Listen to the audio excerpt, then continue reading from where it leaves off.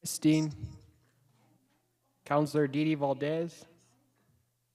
Yes, loud and clear now. Thank Okay. you.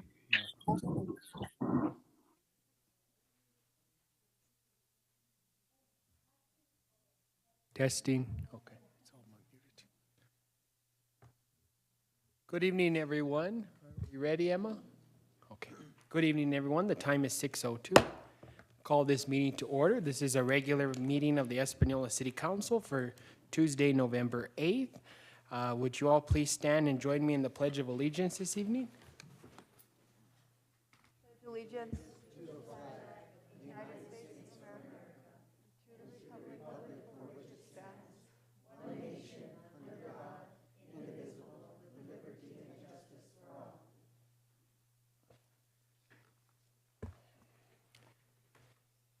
Heavenly Father, we ask for your intercession this evening for our community while hurting. This is a valley of proud people. You delivered our families hundreds of years ago to care for this valley. You instilled compassion and sincerity into them to make the difference. Holy Spirit, enlighten all of the governing body to intercede on your behalf, to do your will in this community, and bring comfort to the various families that have suffered loss in our valley the last few weeks. In your heavenly name, Lord, we ask for your kindness and love for this valley to continue to thrive. Amen. I also want to recognize this evening former city employees that have passed away. Mr. Joseph Maestas, he was our Parks and Recreation Director for several years for the city and Senior Center Director. We also lost Coach Del Valdez, who actually was at one time a city employee. He was a lifeguard when the pool was by the Bond House. He's also an uncle to Counselor Dennis Tim Salazar, and so we pray for their families and pray for their souls. May Lord keep them and take them. Mayor, could I also ask for a moment of silence for the memory of Yolanda Archuleta? She's the business owner from the city of Espanola. She also worked for the city of Espanola at one time. She ran the housing authority in San Pedro back in the 70s. More recently, she was the owner and manager of Becker's, the late wife of Butch Archuleta. We ask for a moment of silence for her soul, please. Thank you, Mayor. Thank you. Thank you all. Thank you all, the members of the governing body and the audience for joining us this evening. Thank you. Ms. LaRue, would you please call the roll? Mayor Pro Tem Peggy Sue Martinez, I'm honored to be with you all. Counselor Dennis Tim Salazar, Present.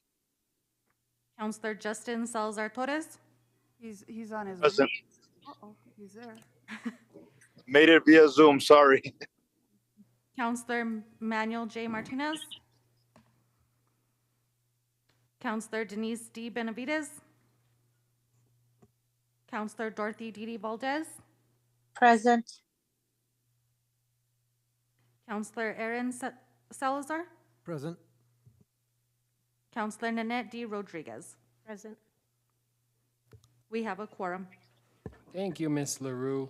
Members of the governing body, you have the agenda before you for this evening. It is quite lengthy. I am making a recommendation to remove the executive session item of the agenda.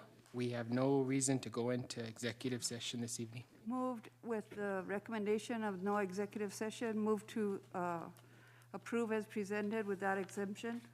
Second the motion. Motion to adopt the agenda as amended. Let's call the roll. Mayor Pro Tem Peggy Sue Martinez, In favor. Counselor Dennis Tim Salazar, For the motion. Counselor Justin Salazar Torres, In favor. Counselor Dorothy Didi Valdez, For the motion. 2 minutes. Ms. LaRue will start the process.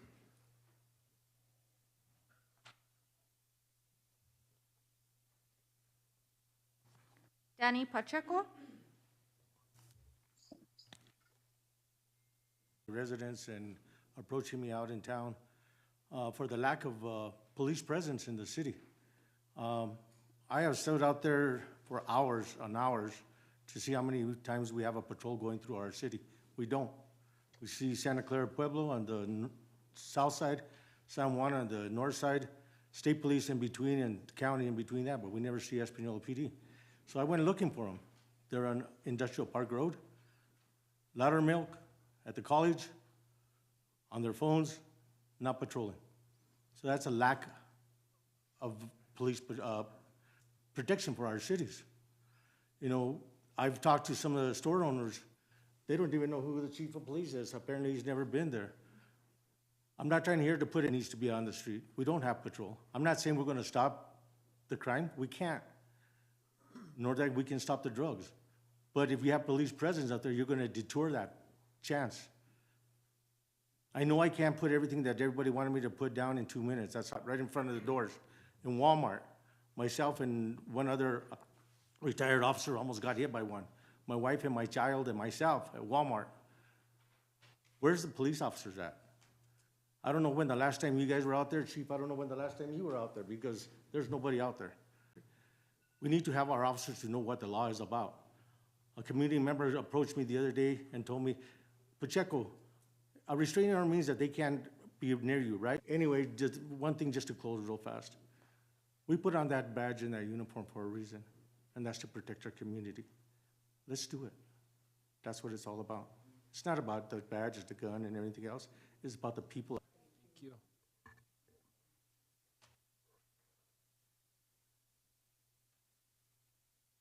Bethany Bradley.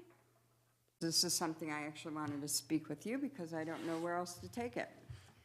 I know I brought up last month, and I apologize if I offend anybody. I head and pray because, yes, it's not an invocation. It is prayer if it starts with Jesus. God is supposed to be allowed to say their prayer of their religion, any religion. Government and church are supposed to be separate. You are not separating that from, not just that, but I shouldn't have your religion pushed on me. I don't push mine on you. That is not fair to me. Second, lights in our circle by our garbage can, yet I came home and I did a tour because I thought maybe they didn't pick up mine. No, the whole trailer park still had all their garbage there. I want to know why. My garbage is supposed to be picked up on Tuesdays. I pay for that. Every single trailer park, I would expect to come home and not have garbage in my garbage can. And also, it shouldn't all have to be bagged because I have people that walk by and throw their garbage in my garbage can instead of throwing it on the ground. They're taking Time's up, it, ma'am. whatever's not in a bag, and putting it back in a garbage can.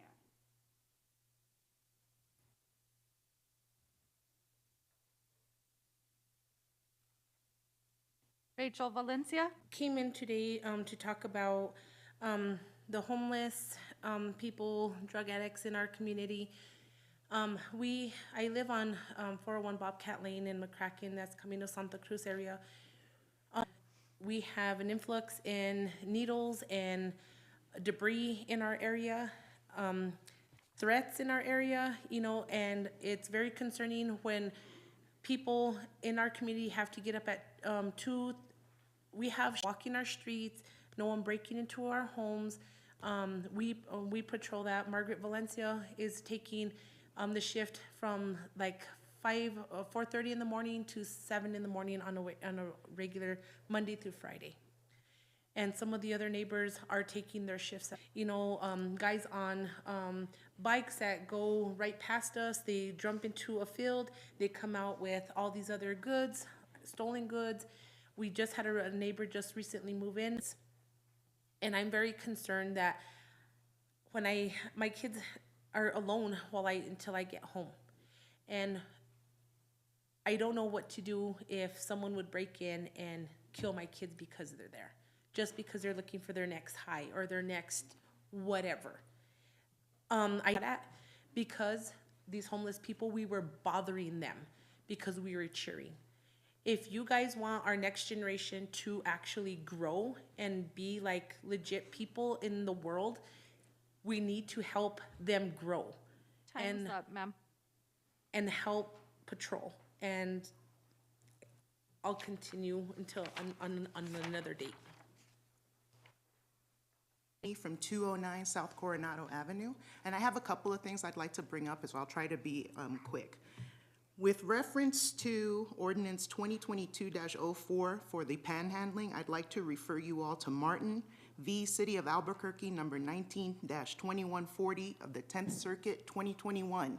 It is a decision because you're referencing a decision in the paperwork that precedes that decision. Okay, so as far as the sanitation ordinance, we charged the city of Espanola with correcting the issues regarding sanitation and what was happening with NCSWA. We didn't charge our governing party with creating an enormous amount of power to decide who is in compliance, who is not, and how much they can be charged.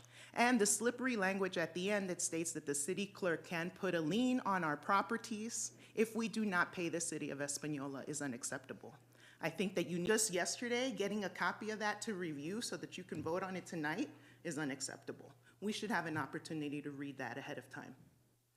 Like I said, we charge this can attend virtually, but we cannot attend virtually or provide comments virtually. And the reason why I say this is because that this happened just last year in another city near Las Cruces. And the Attorney General of the state deemed it illegal and a violation of the Open Meetings Act. And that is a violation of the Open Meetings Act that we can take up with the Attorney General of the state. So please get that corrected.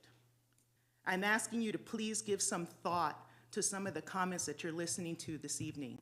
We're here to try to support you, to help you, to bring up comments that'll make you think of other options. We're not here to see you fail. But we will hold you accountable when these decisions are made without talking to us first, including 50 cents a month deposit for a replacement cart fund. Who's holding that money? Time's up, ma'am. Thank you.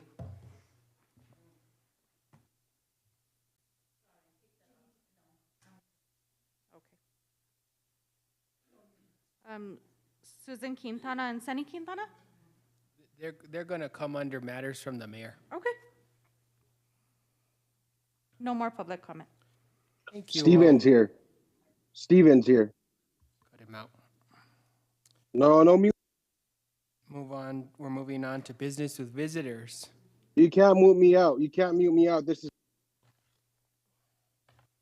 You can't mute me. I have every right to public comment, according to the Attorney General. Did he sign in? I asked to do this. As much as you like, you cannot do this. Okay, so tonight you guys are reading the panhandling ordinance for the city / solicitation. I can see your face and your remarks and your gestures that you're making, Mayor. And it's not very pleasant, okay? So if you guys are gonna do this ordinance and you guys are gonna pass on it since First Amendment of the Constitution of the United States, the Wills Court has protected that panhandling solicitation is protected under the First Amendment of freedom of speech. If you pass this ordinance, I'd bring people from the United States to come to this city and panhandle and ask for money throughout the city of Espanola. If the police chief is here present right now, I will also challenge the police department. Hold them accountable. So you guys gotta make sure. I hope the attorney is there present as well, and he hears this, because it is going to happen if this ordinance passes. Like I said, if you're gonna do it for one person, you gotta do it for everyone. That includes the Rio Grande Sun. That includes the firefighters that do bleed. That shouldn't happen. If it's gonna be for one, it has to be for everybody. We can't pick favorites in this city. Like I stated, you pass this ordinance, and believe me, we have attorneys that will win these lawsuits against the city. We've done it plenty of times throughout other states. So remember, Mayor and the governing body, before you make this ordinance happen for solicitation, is not right. Even in the 10th Circuit Court with Utah. I'm sorry, sir. LaRue? No other public comment. Okay. Business with visitors. Someone from Presbyterian Auxiliary Board from the hospital. Is anyone here? Yes, we did. It was a motion by Mayor Pro Tem Peggy Sue Martinez with the amendment to remove the executive session, second by Counselor Dennis Tim Salazar. Yes, yes. That's correct. With no one for business visitors, we're gonna move it on to counselor comments. So I am going to allow Counselor Nanette Rodriguez to read the proclamation for San Martin de Porras first. And then we'll go on to regular general counsel. In April of 1989, three sisters had a vision. Theodora, Erlinda, and Susie. Through foresight and love for their kitchen. And whereas through grassroots efforts, dedication, and hard work, San Martin de Porres Soup Kitchen, most vulnerable in our community, Theodora, Erlinda, and Susie, raised awareness to their mission, capturing the attention from businesses, community leaders, and community members, receiving donations, funding, and through their undertaking of grant writing, these devoted the soup kitchen is now operated by all volunteers, growing the annual budget. Today, the soup kitchen is fully solvent. And now, therefore, I, Nanette D. Rodriguez, City of Espanola, and your commitment to the most vulnerable in our community, we hereby proclaim November 2022 as San Martin de Porres Soup. Ladies, you want to come up? Theodora, Erlinda, Susie, would you come on up, please?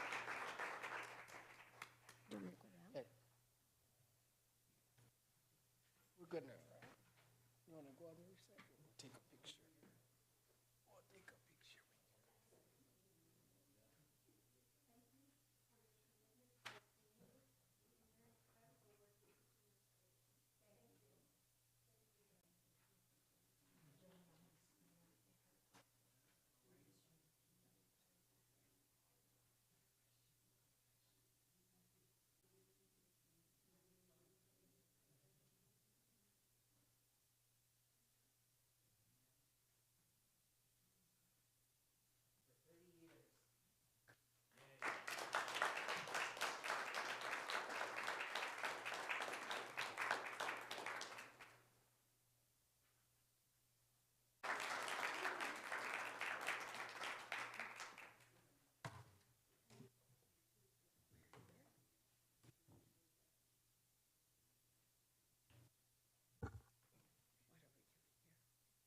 On behalf of all the staff members, volunteers, benefactors, supporters, to not offend anyone, to everyone's higher power, I give glory, honor, and praise.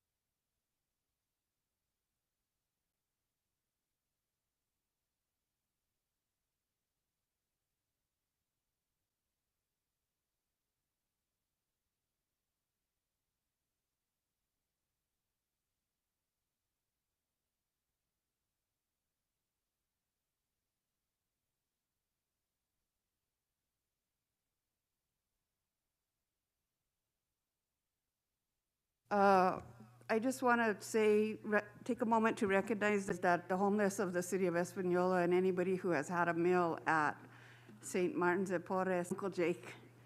I just want to thank you guys sincerely from my heart for everything that you guys have done. We look forward to working with you. Emma, anyone on the council from Zoom World? Saw what kind of conditions he had, and what a fitting tradition to have this now in November.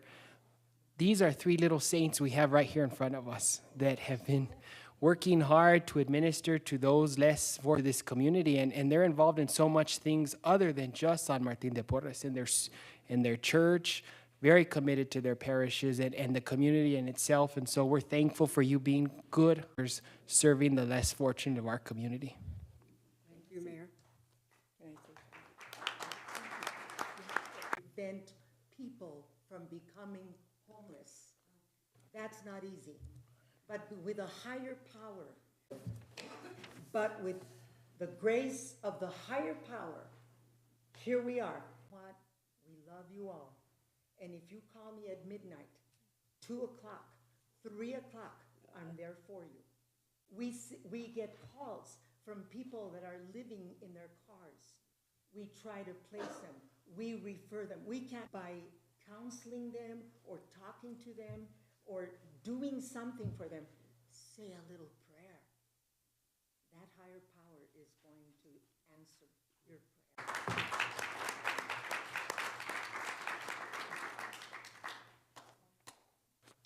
Well, thank you, ladies, so much.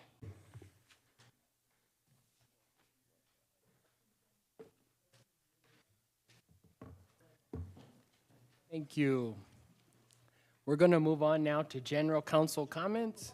Getting word from Councilor, and forgive me, let the record reflect, Ms. Martin, Councilor Manny Martinez has joined us at 6:34. He's also indicated to me that council comments now at this point. Mayor Pro Tem Peggy Sue Martinez. Thank you, Mayor. First and foremost, I want to thank the Espanola Fire Department. You know, recently, plotting on properties that have been vacant. The fire department has recently been caused by somebody trying to stay warm and stay out of the cold. Very concerning for our community. They work together and how they get things done. I'm very proud to be a part of that fire department and to be working with all of those that have come to mutual aid when we've needed them. The way that the mutual aid has helped our fire department in these crises has been amazing, because these people that are out there are all out there on their own time, Saturdays, whatever, and turn these fires down. These guys are amazing. I would challenge any of the councilors to please happens like that, especially in the early morning hours. I'm very, very proud of each and every one of you. Thank you. Everybody hear me? Yes, sir. All righty. I just want to give a huge shout out to all the kiddos. They did phenomenal. They had a championship weekend this last weekend and competition the weekend before, and they've got all-stars coming up this following weekend. And you know, I have to brag, shout out to them little tiny Sun Devils. But just huge kudos to all of them, all the coaches and staff. And just let the record reflect that Councilor Denise Benavides joined us at 6:35. Thank you, Mayor. Safety team out there, and I put them against anybody. I brag about them all the time. I also want to give a huge shout out to Miss. I also want to give a shout out to Diana Hawkins, who, without her, the Finance Committee meeting would never have happened. Our Planning and Zoning Director, those are critical departments, and I think that we need to get those positions filled. I'm not sure where we're at with those. So if we could get. I also want to shout out Mayor Follow Through, Miss Emma. We had an issue with advertising a public safety meeting according to the Open Meetings Act within 7 clerks conference, and I was very concerned about not having that advertised in a timely way. I contacted Emma on a Saturday, and she was willing to drive in. Councilor Manny Martinez. Thank you, sir. I just want to echo the thank you to the public safety, to the fire department and the police department for some of these people off the streets that shouldn't be here in the first place doing what they're doing. So I want to thank them for that. And of course the fire department for not just doing their job diligently, but staying safe out there as well. I do have a couple of announcements I'd like to make. That'll happen from 1 to 8 on November 12th. And then it's going to be, of course, the lowriders and also a motorcycle Toys for Tots type drive. And again, that's with our community services director to bring this year's lowrider day to back to the city, and that'll be they're hoping to schedule it for the third Saturday in July. Music Awards Association's children's and youth talent competition that'll be coming up now the 1st of January. So I just urge any 18, if you're still in high school and you have never recorded a CD, then you can compete. It's basically like if you've all watched America's Got Talent or any Albuquerque all the way to Southern Colorado that are the judges. And they compete in front of these people, plus, of course, normally rough demand an audience, and they know how to do it. It's exciting to watch. If you've never seen it, I highly advise you to go and check it out. It's a lot of great talent to watch these young kids sing. You'll be amazed at what they can do. I know that one year we had a 5-buddy. That was a few years back. So I do encourage everybody to go witness that. If you do have a child, a grandchild that may be interested, you can contact me at 929 ask for Casey, and we can get you guys applications for your children to compete in this great event. Now, just so you know, normally we get a lot of kids from Las Vegas, from Taos, but we normally only get maybe 1 or 2 people. Any more details, please come and see me. Thank you.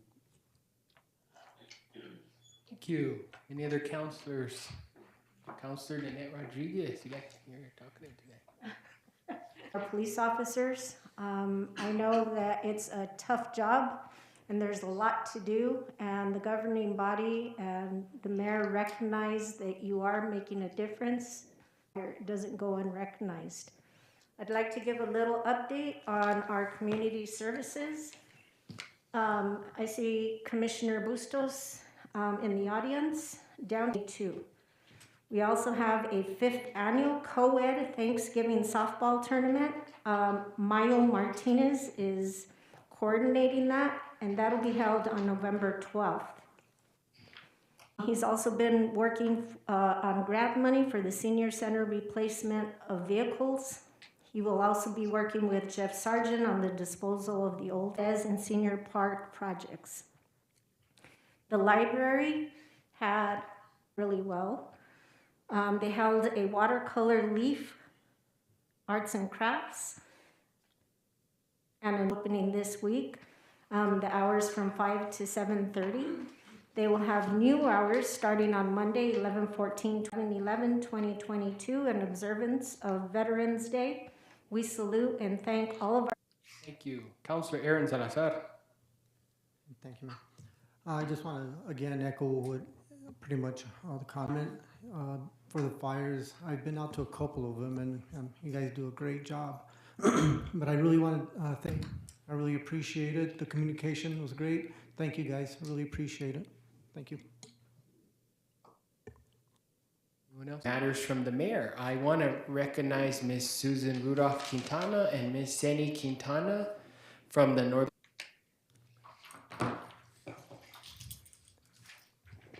Good evening, Mayor and City Councilors. First and foremost, way over what anyone expected, $294,000 was raised in the 9 northern counties that the Food Depot covers.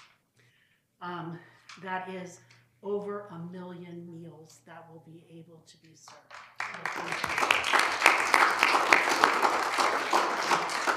The City of Espanola raised $1,303 for 5,212 meals, which may seem like nothing, but it's a great deal. And you should be very proud of yourselves because you are one of only 2 organizations who raise their money through a fundraiser and not just handing over a check. And that's a lot more work, which will be by the Goodwill store. They are looking for volunteers at this time, and I think they need to get their volunteers in place before they can open. And I know that they would be very happy. Cindy and I are only volunteers for this one fund drive, but they would be very happy, I'm sure, to give you a tour and talk to you about that at any time. So again, congratulations, and you should be very.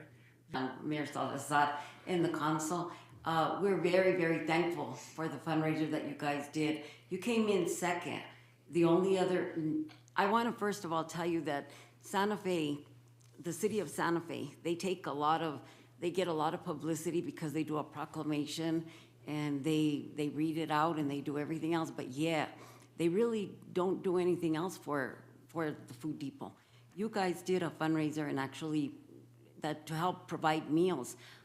Because I worked for the schools for such a long time, I actually listen to the school on Cadiz on every when Holly or when the superintendent or anybody is on.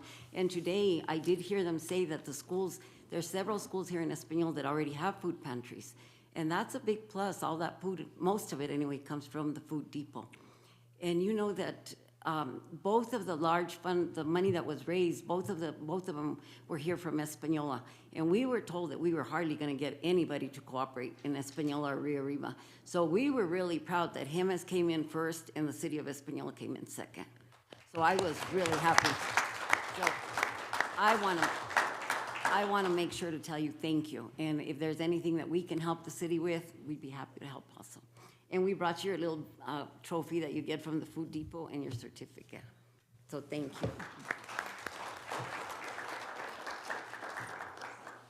Thank you, Mama Sydney.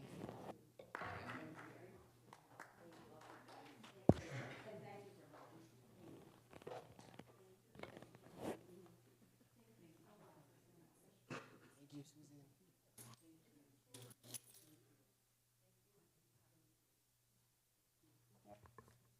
We'll get this up in the lobby, okay? Such an exciting trophy. I mean, who else can say they have one like that? Mayor Pro Tem. Thank you. You know, Miss Senni sits over there like saying we did something very special, but in reality, the council was responsible for the idea and for selling the tickets, but she left out a small detail, and that's that she actually provided the food. Let me say that again. She actually provided the food.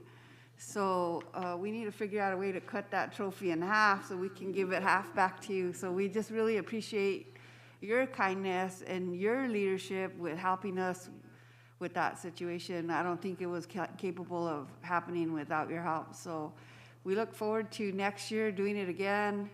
I want to thank my fellow counselors. Each and every one of them participated in this event, sold the tickets. Some people were out of town the day that it happened, so they were unable to attend. I also want to thank the staff, because without the staff keeping us in check as far as the money and keeping all of that balance, Miss Debbie Garcia did a great job taking care of that. So we certainly appreciate her and her efforts to make sure that that got done.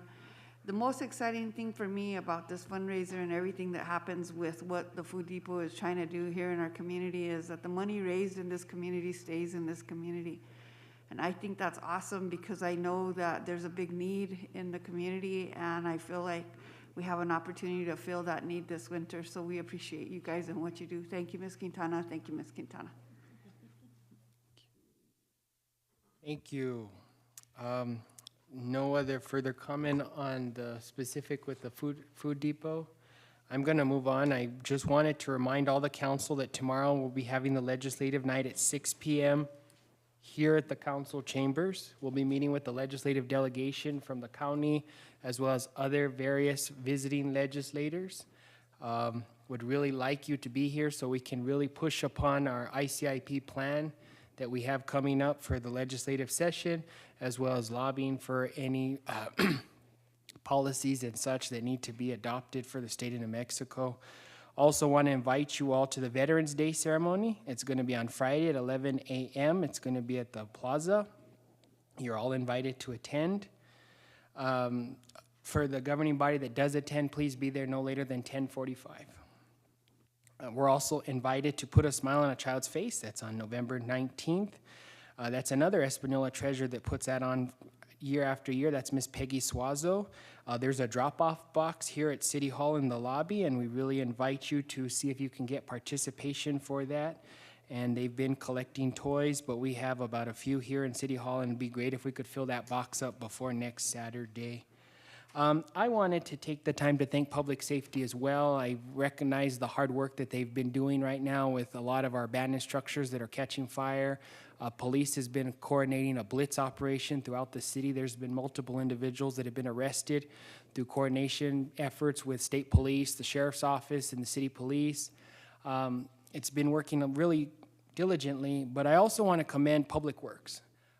Public Works, our streets crew, is finally back to doing what their normal jobs are, and that's getting weeds. They've been cutting the weeds on South Coronado. They cut the median down at Stop and Eat, and I want to really commend our sanitation crew. Last week was really good. We didn't have many issues. Today, actually, the issue that was mentioned earlier is because there was a truck down, and we were down and behind with the vehicle shortage, and so we hope to get that picked up by tomorrow. But I really want to commend them. That staff is I believe, completely full, and Jordan will kick in if I'm wrong, but I really want to commend that staff because they've been working hard, and they're blazing a trail. The city of Espanola has not provided trash service in 20 years. It's monumental, and they've been really working hard under the direction of our new interim director, Mr. John Francisco, who brings years of experience from North Central Solid Waste, and we're excited about that effort and initiative that he's been doing there. With no other things to talk about from me, I'm going to turn it over to the manager for the manager's report. Thank you, Mayor. I want to give you all an update on the roof on the Convento. We actually ran into our first little hiccup a week or two ago. They were doing the demo for the roof and come to find out that when the roof was put on, no plywood was put down as a substructure. So we had a increase of $13,000 for new plywood, but it was within our budgeted amount. So that wasn't a big deal. It added a couple days to it.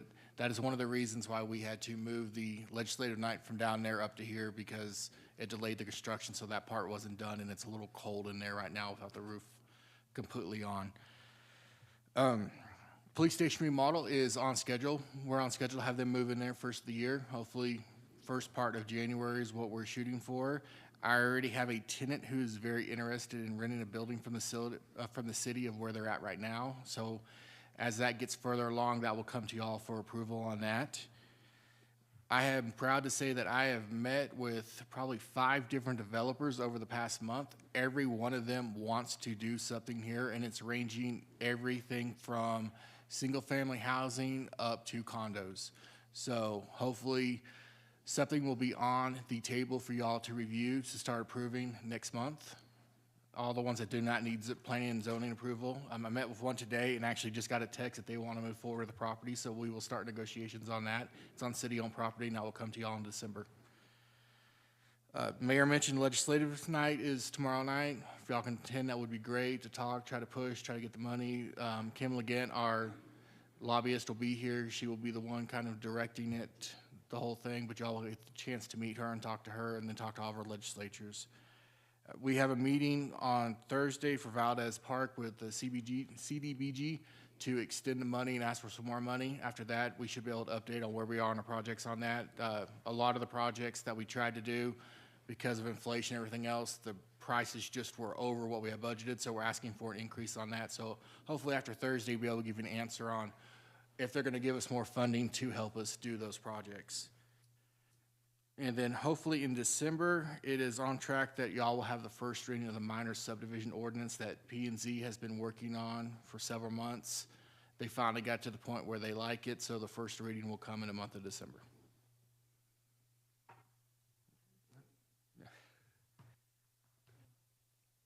Anyone have any comments, questions for the manager? Is that the end of your report, Jordan? Oh, and November 15th as well?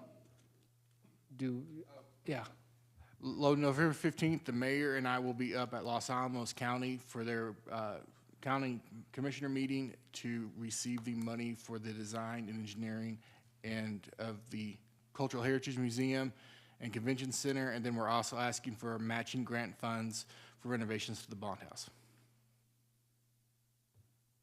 Councilor Benavides. Just really quick, just some updates on the questions that I had regarding the open positions. I didn't see the finance director posted, nor did I see public works director posted. I did see P&Z director posted, and I know that that's moved forward, at least with interviews. Yes, P&Z director, we will be making an offer this week on that one. Finance director is posted. We have been in talking to an individual who's very interested. So hopefully we will have that position filled very quickly. Public Works Director will not be filled until next budget year. And follow-up, Mayor, on the Finance Director, who is doing all the finance duties currently today? Because I have had a few people contact me regarding budgets that, you know, they requested, and several other things that have been requested, and those requests have not been fulfilled. I'll defer that to the manager. The- Oh, you said mayor. Diane is the one that's helping them, and Joyce is helping them. I have not heard from anybody that they've requested a budget and haven't gotten what their answers. As far as I know, everybody's gotten answers they've requested.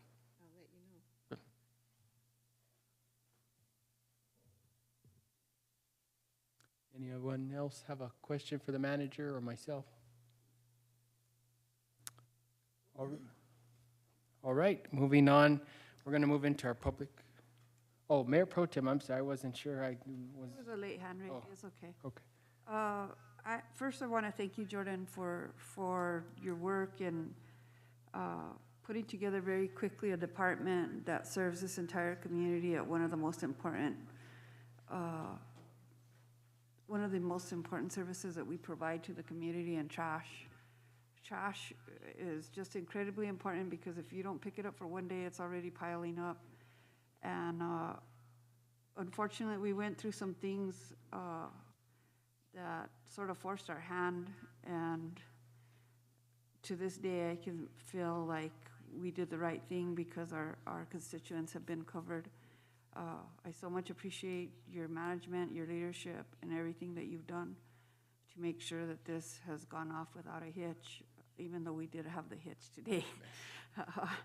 But I'm sure that will be rectified, and I'm sure the people of Cooks will soon get their pickup, correct? Yes. It was, they managed to get everything caught back up after getting the truck fixed. That was the only place they missed. I will give it to our crew that they took it in stride and immediately went to pickup trucks and were picking up by hand with pickup trucks to make it work. They're awesome. That's the other thing I wanted to do is I just wanted to recognize everybody that had help before, including the mayor and the city manager when you guys were out there picking up trash yourselves. I know Councilor Justin did the same thing, so I appreciate that. I want to recognize one other person, Victoria from Public Works. She's been out early in the morning, at 4 in the morning, trying to get coffee to our fire department and everything else. And she was out Saturday at the last fire also, so we certainly appreciate the efforts. I feel like when we're working together and we're united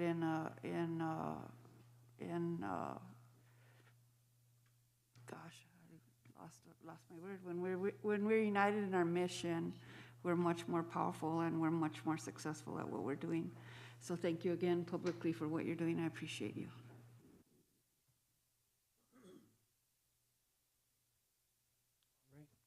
Thank you all. We're going to move on into public hearing.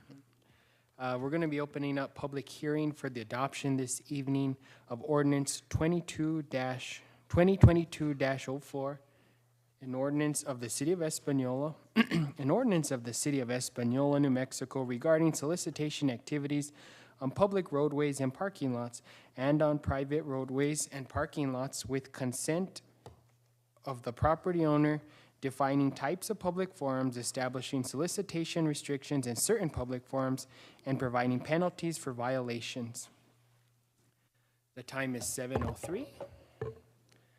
And I'm going to invite anyone who is interested in coming to speak for or against tonight's adoption of the ordinance to please come to the lectern.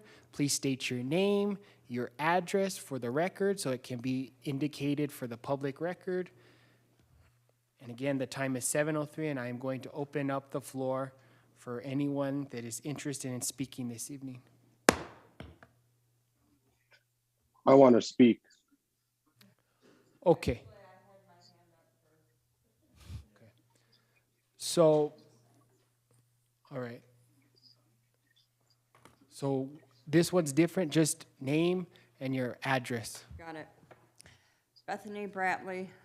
I'm at 1106 North Riverside Drive, Cooks Trailer Park.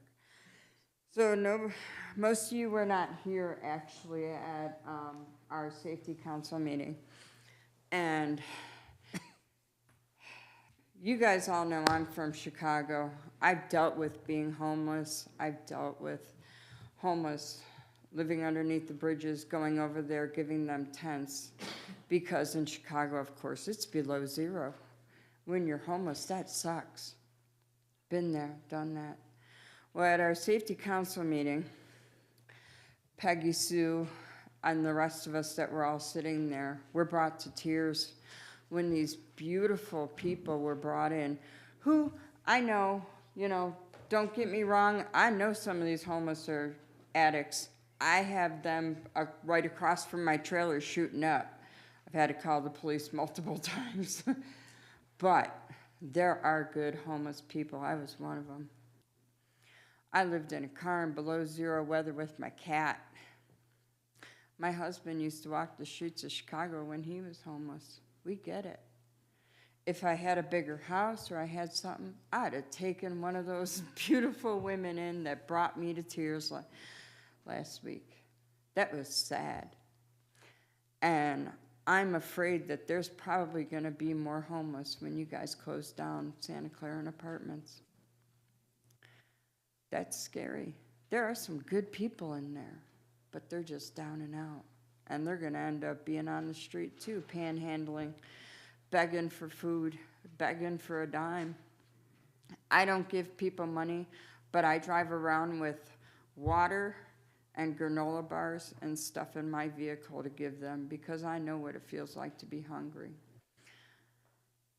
And again, if you put this ordinance in play, that again includes the guys outside, and I have to agree, cops outside on the corners asking for money that night at Chili's because I drove by. Anybody, including who sells the newspaper there, that's considered panhandling. They're asking for money for something. So put that into a lot of thought. I don't think we have are we restrained from a time limit on public hearing? I'm not sure about that. I know public comment is open. Mayor, the ordinary 2-minute limit on public comment is not applicable here. Yeah. You can impose a reasonable time limit if you want, but it's not the regular 2-minute one. Would the governing body be okay with 3 minutes?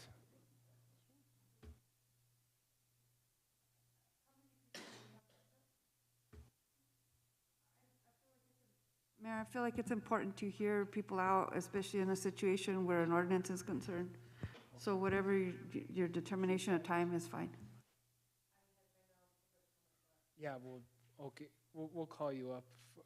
Okay, all right.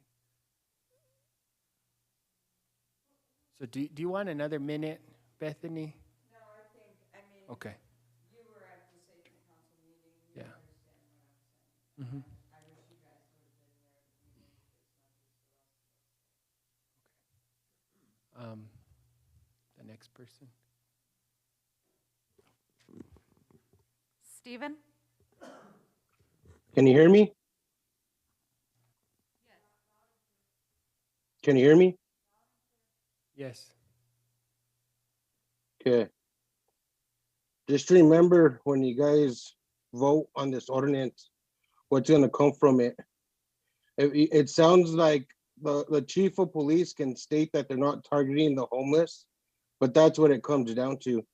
Because if this ordinance wasn't in place and you guys didn't want to do this ordinance, it wouldn't go against the homeless, is what you guys are targeting. The chief of police can state here and say that they're not targeting the homeless, but that's who you see panhandling. I spoke with the New Mexico Department of Transportation, spoke with Javier, spoke with medians, sidewalks, public forum. Wherever there's a public forum, anybody can stand on a public forum. There has to be an incident or an accident that happened that a pedestrian was killed on a median for an ordinance to pass. But if you guys try to pass this ordinance tonight, just remember, I'll bring my lawyers and we'll sue the city of Espanola, and then the taxpayers of the citizens of Espanola are gonna have to pay for that lawsuit. Just remember that. That's not what I wanna do. I don't wanna come after the city for an ordinance that's violating the Constitution of the United States. That's why the founding forefathers wrote the Bill of Rights, the Constitution, to protect us. And for the government to try to take away our rights is no good. If it's gonna be for one person, it has to be for everybody. It can't be rules for us, but not for thee. Like I stated, the Espanola Police Department had a food drive at Chili's. They had a police vehicle impeding traffic with lights on a turning lane. And there's a picture on Facebook with it. There's pictures of these officers on the medians on both sides. You know, if you're gonna do it for one person, one in particular group, the homeless, you're gonna have to do it for everybody. Solicitation, like I stated, is not against the law. And what you guys are trying to pursue and you guys are trying to do is to go against solicitation. It's not against the law. It's covered. Remember, it's covered under the First Amendment of the Constitution, which is the freedom of speech. You guys can't break the rule or cut the law and say we're just going to prosecute people. But I state this: if you guys pass this ordinance tonight, I'm going to challenge the city of Espanola. I'm going to challenge the Espanola Police Department. I'm going to challenge the Rio Arriba County Sheriff's Department. I'm going to challenge the New Mexico State Police. Right now, the police department, every single officer, their qualified immunity is out the window. So if any of you want to violate my rights, this is the chief of police. If you want to violate my rights, make sure your I's are dotted and your T's are crossed on your reports. When you do this ordinance, when you give tickets, make sure this, because I will go after whichever officer cited me for this. An ordinance like this should not be passed. In a 10-second court, there's no such thing as an ordinance being passed. Albuquerque can't even pass the ordinance for them to do it. More or less, you guys pass the ordinance. And I hope the city attorney is there as well. More than likely, I believe he is there. Just mark my words, city attorney. This is what's going to happen if this ordinance passes. This isn't a threat, but this is a promise. I promise you, I am part of an activist group. I'll bring my activist group down to Espanola and we'll panhandle, we'll hold up signs, we'll stand on medians, we'll stand on sidewalks. Anywhere where there's a public forum, we're entitled to it. Us as public citizens, we're entitled to a public forum. And like I said, I'm gonna challenge every law enforcement, the city of Espanola. That's all I have to say. I'm against it. Stop attacking the homeless. Go after the crime. It's the crime, not the homeless, not the people panhandling. They're not committing crime. Go after the crime is what they should be more worried about, is the crime versus panhandling. And solicitation is what you guys are going for. Safety. Go after the crime. Go after the people. All these police agencies throughout the United States of America have informants. And with these informants, what they do, they give the cops this little bit of detail or whatever, and then they go sweep it under the rug and protect them. But I'm against this ordinance 100%. Just mark my words, you guys pass this ordinance, I'm coming for the city of Espanola. And I know a lot of people on that city council. So I'm just letting you all know.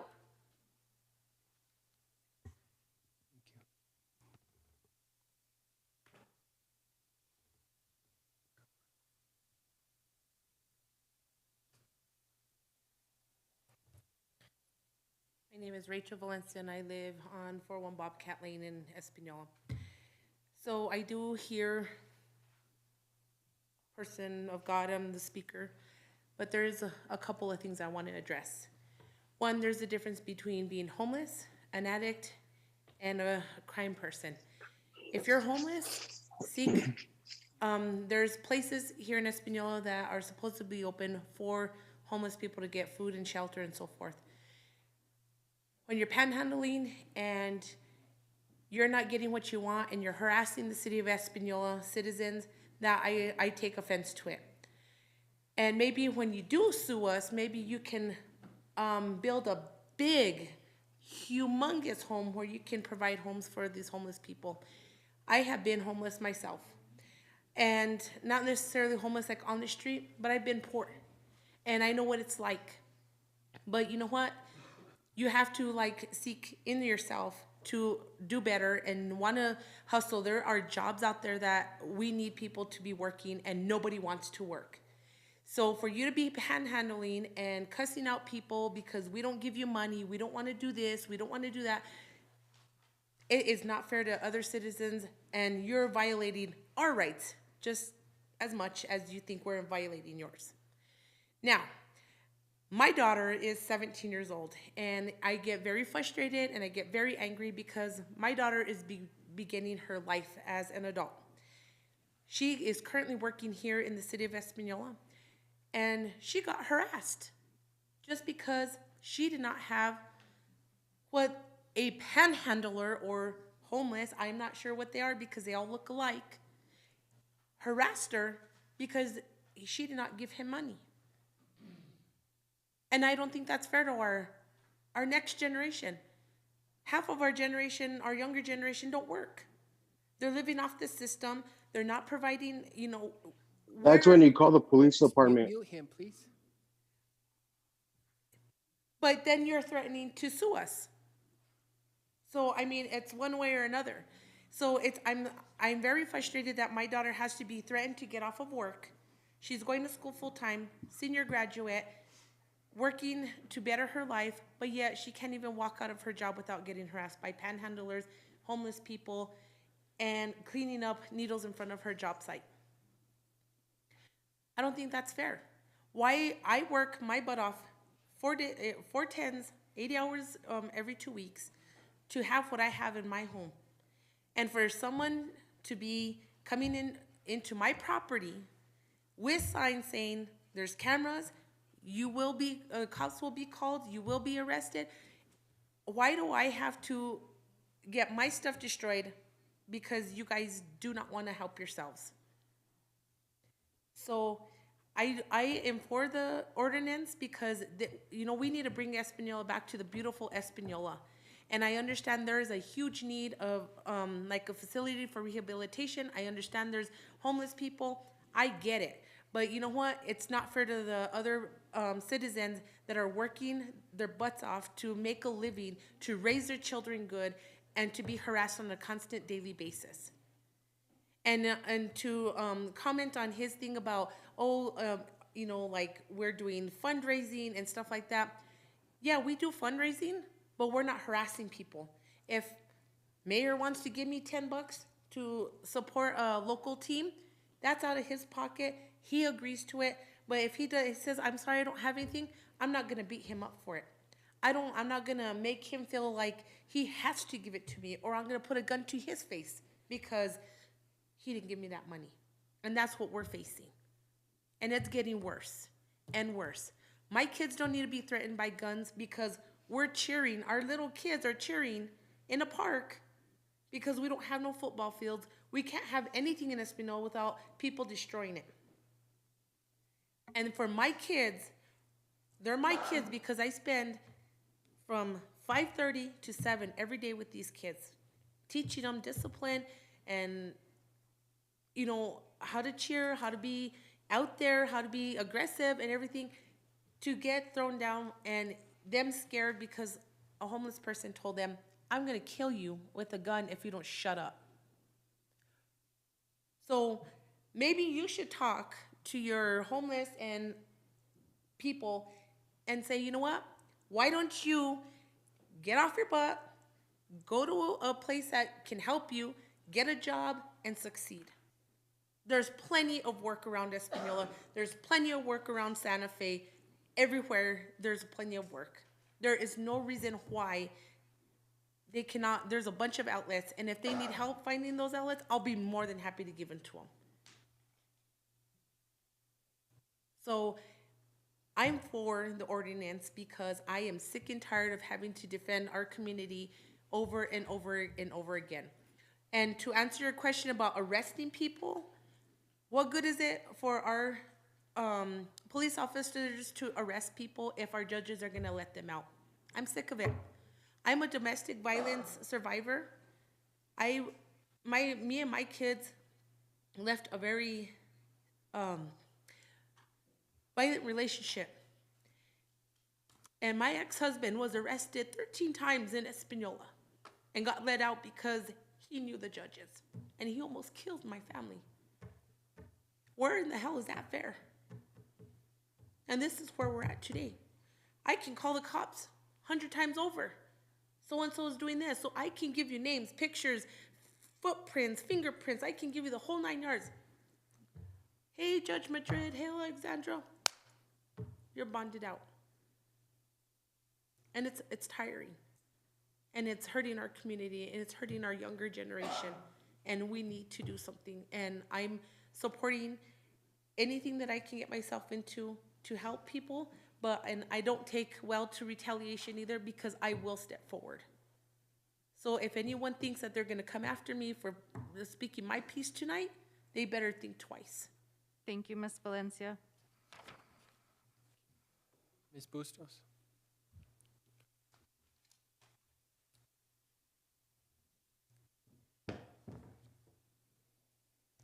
Hi, my name is Christine Bustos, and I live at 507 Middle San Pedro Road here in the city of Espanola.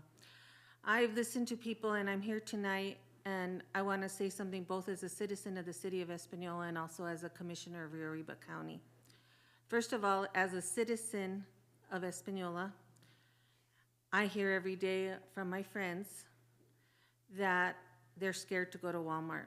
They're scared to go to Walgreens because they're accosted. They're always asking for money. They're, we can wash your windows, we can do this and that. So people, that's one of the reasons we lose on shopping, on our grocery receipts tax, is because people don't want to shop here because it's a frequent occurrence. Even today, I picked up pizzas for the poll workers, and people were asking me for money by Little Caesars. I mean, it's common. I don't give them money. I have a godson that's out there panhandling just about every day near Walmart, and he's on drugs. He is not homeless. He is homeless by choice. If he wanted to follow rules, he'd have a home, but that's not possible. So I know some of this, and I know that it's all cyclical.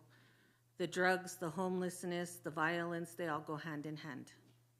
Now, on the commissioner side, in the 2 years that I've been a commissioner at Rio Arriba County, I have attended numerous meetings, a lot. And it has been the most frustrating of my term because there's only so much that can be done. In fact, last week, Councilor Benavides, the mayor, Vigil, and I attended a meeting with the Attorney General Hector Balderas on the opiate settlement and what may be coming to the city and the county. And they can say what I told them there is, Espanola needs to be made an example. They need to come in here and help us clean up Espanola.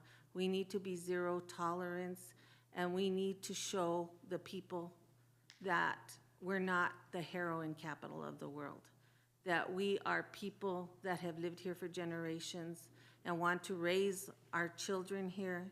We are citizens here by choice, not because we have to be.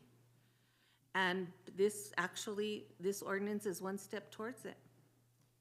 Again, because I'm sorry, to the gentleman who is homeless and says we're violating his rights.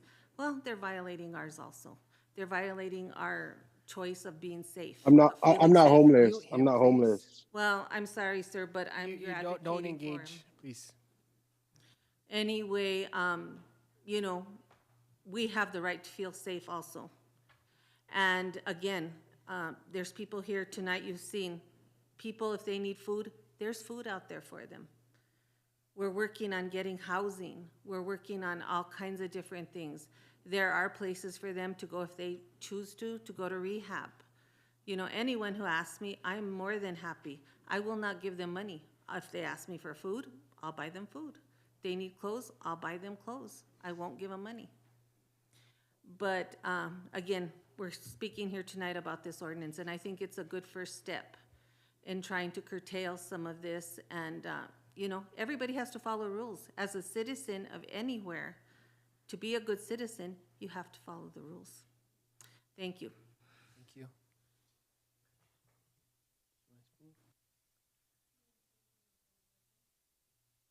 She said she was in favor. Is there anyone else that would like to, please come on up, ma'am. And please state your name and your address for the record. My name is Teresa Chavez, and I live on 910 Denton Street. And I come here as a community member and also a social worker. I've been working in this community for over 20 years as a social worker in different capacities. I've worked with high-risk families. I've seen parents that are on the streets that I worked with. My opinion is, you know, my personal kind of, the way I approach it is I either have money in my pocket to give them, or I say, I'm sorry, I don't have any money on me. And I have never gotten harassed. I've never gotten disrespected. The people that have approached me have never gone that, have never crossed that line. And you know, I know these people. I know some of them from when they were at the high school, when I worked there about 15 years ago. So, you know, I have a deep empathy for people that are struggling. And I think we all need to realize that, you know, this is a community that has an enormous amount of trauma, and a lot of these individuals are victims of that, and they're struggling. And aside from my opinion and what I'm telling you about my empathy for individuals that are struggling and are asking for money and not able to function in, you know, the community in the way that we would like them to, it's an issue of a governing body going against a person's constitutional rights. And as a social worker, I strongly believe that we always need to uphold what's just and constitutional rights. So that was what was my impression of things, is that this could not be passed because it is a person's constitutional right. So that's just what I have to say, and thank you for giving me the time to give my opinion.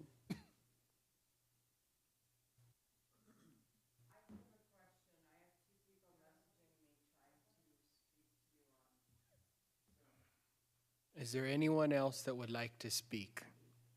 If they do. So, Emma, the reason why... I would like...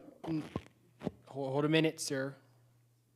The primary reason why public comment, that can't happen anymore, what's going on, interjecting. That's disrespectful to the speaker. Do we have a Zoom link? I guess since we already set precedents, right, Mr. Rennick?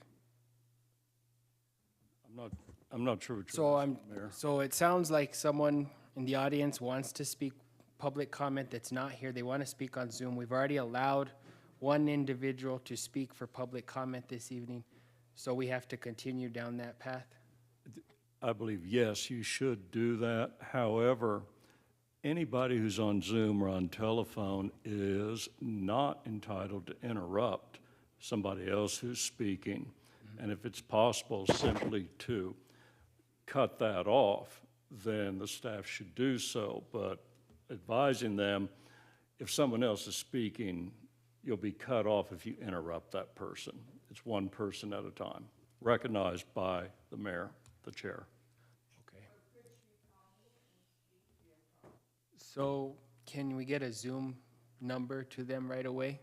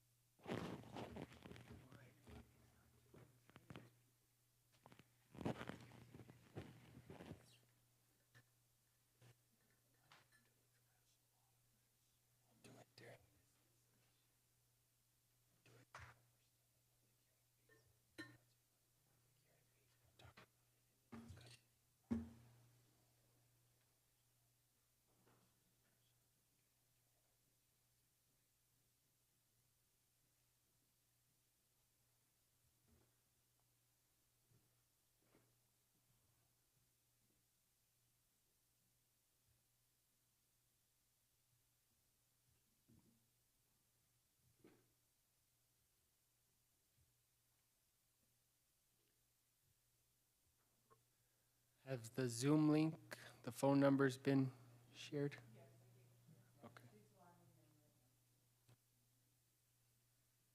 Is there an ability to mute people and then only the admin or the moderator can allow them to speak?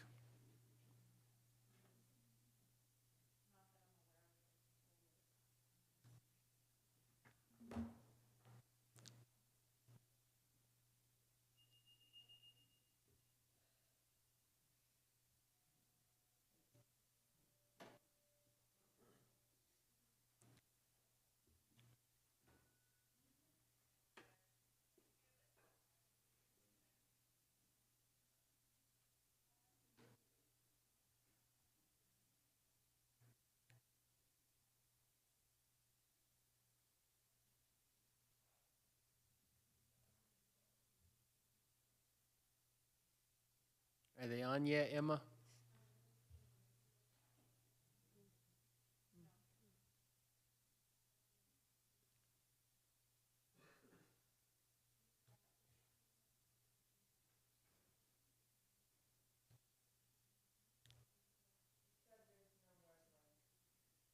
Emma, what did she saying? She didn't get a web link.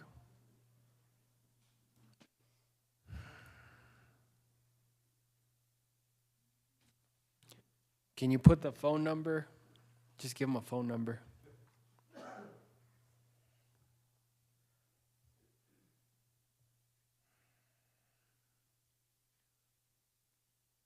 Mayor, while she's doing that, let me point out the agenda for tonight does not specify that there's remote access. It became necessary during the pandemic because the council was not meeting in person. Council meets in person now. The remote access is a convenience. I don't believe it's required.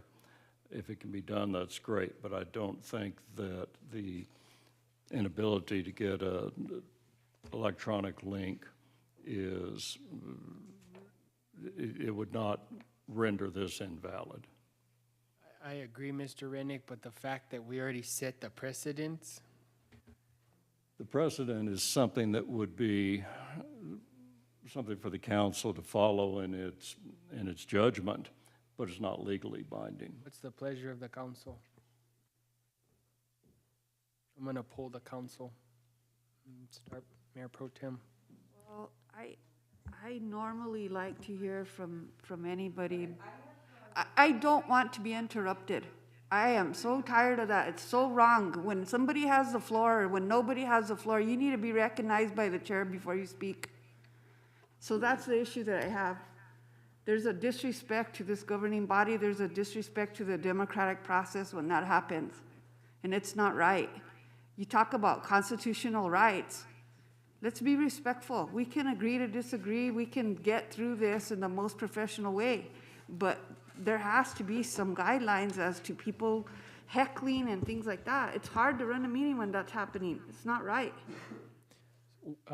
Mayor Pro Tem, your preference, are they online yet?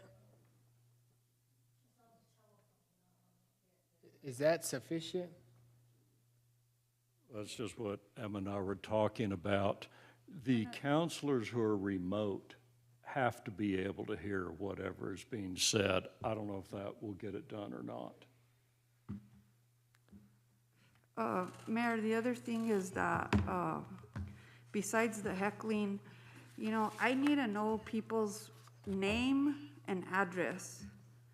We've had everybody except Mr. Steven give his last name. I need his last name and address.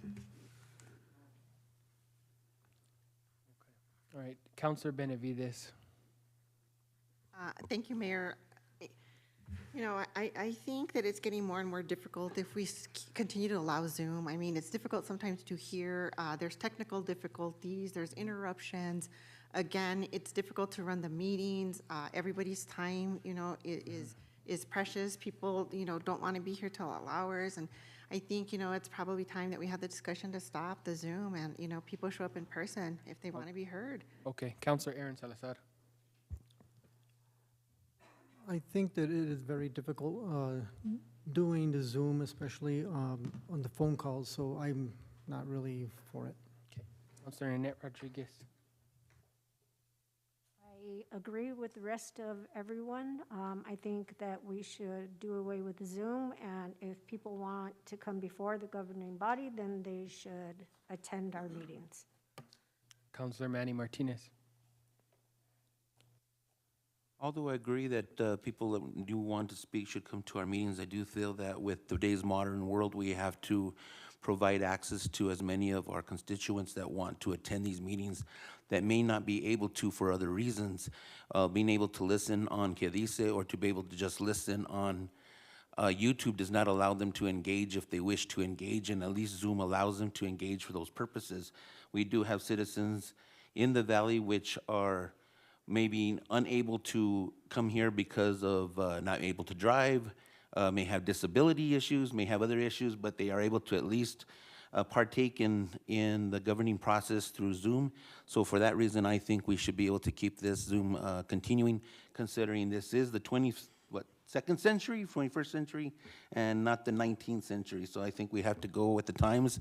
We have many organizations, government entities, big board meetings from all over the world that are having meetings with their board members that are from across this world and across this country that are able to partake, and not to mention their shareholders or, in our case, constituents. So I think they should be able to partake through Zoom. Thank you. Councilor Justin Salazar Torres. Thank you. I feel those that would like to partake via Zoom is all right. We've already set precedents, as mentioned. Just for those that may not have disabilities, et cetera, but I do feel that as a governing body, we all should be in chambers. I know I'm contradicting myself because I am via Zoom right now, but it was the only way I was able to attend because I did get out of work late. I just think whatever decision we make regarding this situation is we stick to it, and you know, we do it for one, we do it for all, or we don't do it for none. Councilor Didi Valdez. I wasn't done, but thank you, sir. Okay.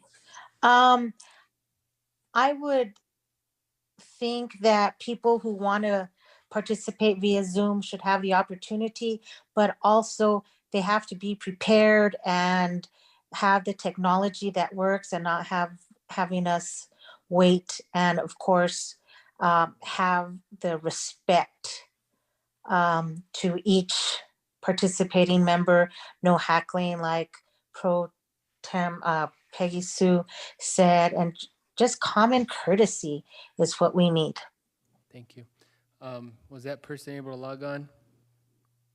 So it sounds like the consensus of the council is we're not going to allow that. Last call for public hearing for this evening regarding adoption of ordinance number 2022-4, an ordinance of the city of Espanola. Oh, forgive me, Dennis Tim Salazar. Yes, thank you, Mayor. What I would just like to add is sometimes there are situations every once in a while where it's just not a person's not just physically able to make it to the meeting. For instance, if a counselor is sick or even the mayor is sick, but you know, to be able to log on remotely to be able to participate in the meeting, maybe extenuating circumstances may be the exception. Also, in reference to individuals from the public that would like to attend the meeting, I think there should be a set of rules, you know, for them to do it via Zoom, like something in advance to be able to make plans through the city clerk's office in advance to get their name on a list to be able to do it, and then of course get the information, log on information for Zoom to do this in advance. If it's not by that time, then of course, you know, there's that opportunity, just like people in the chambers have to sign in. That's all I have to say. Thank you, sir. Thank you, Councilor. Anyone here for public comment that's physically here? It's a pleasure of the governing body that we're going to close public hearing. It is 7:38. Thank you all. We're going to move on to discussion, approval, adoption, possible adoption of solicitation ordinance 22-04. I'm going to defer to Mr. Charles Rennick, legal counsel for the city of Espanola. Thank you, Mayor, members of the council. As you've seen by the comments tonight, there is a lot of public interest. There are concerns. You've been threatened with litigation. The city has received a letter from the law firm of Harrison, Hart, and Davis, representing the Rio Grande Sun, threatening litigation. This is an area that generates a lot of litigation. The 10th Circuit Court of Appeals, which is the federal court of appeals that covers New Mexico, has heard 3 cases in the last 3 years on this. One out of Sandy City, Utah, one out of Oklahoma City, and one out of Albuquerque that was referred to earlier as Miller versus Albuquerque. On appeal, it became Brewer versus Albuquerque. Excuse me. The 10th Circuit, well, the first thing is an ordinance is ordinarily presumed to be constitutional, but when it impacts a First Amendment right, the burden then shifts to the city, the municipality, to prove that it is valid. The 10th Circuit upheld the Sandy City ordinance and struck down the Oklahoma City and Albuquerque ordinances. Albuquerque has rewritten their ordinance. I don't know if they've adopted it. I think it's in the works right now, in an attempt to comply with Sandy City. And that is what the ordinance before you does. It tries to follow Sandy City because it was upheld there.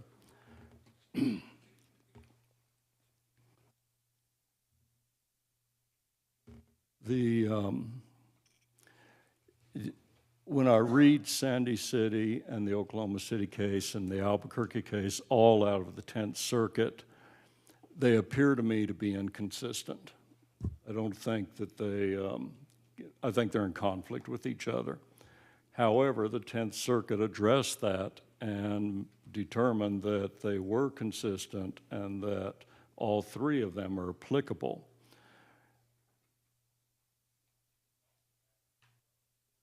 In each of those cases, the principal concern was with pedestrian safety. And there was quite a bit of evidence in each of them.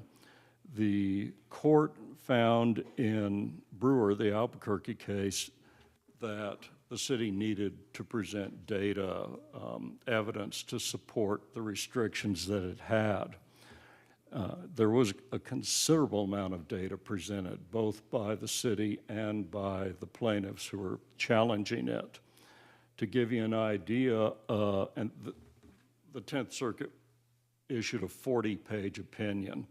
That's a published opinion. In terms of pages like this, it was probably 100. They went into very great detail on the data that was presented. To give you an idea, here's just one of the items that the court referred to, indicating the rate of pedestrian injuries, this is the data, and fatalities, court called quite low.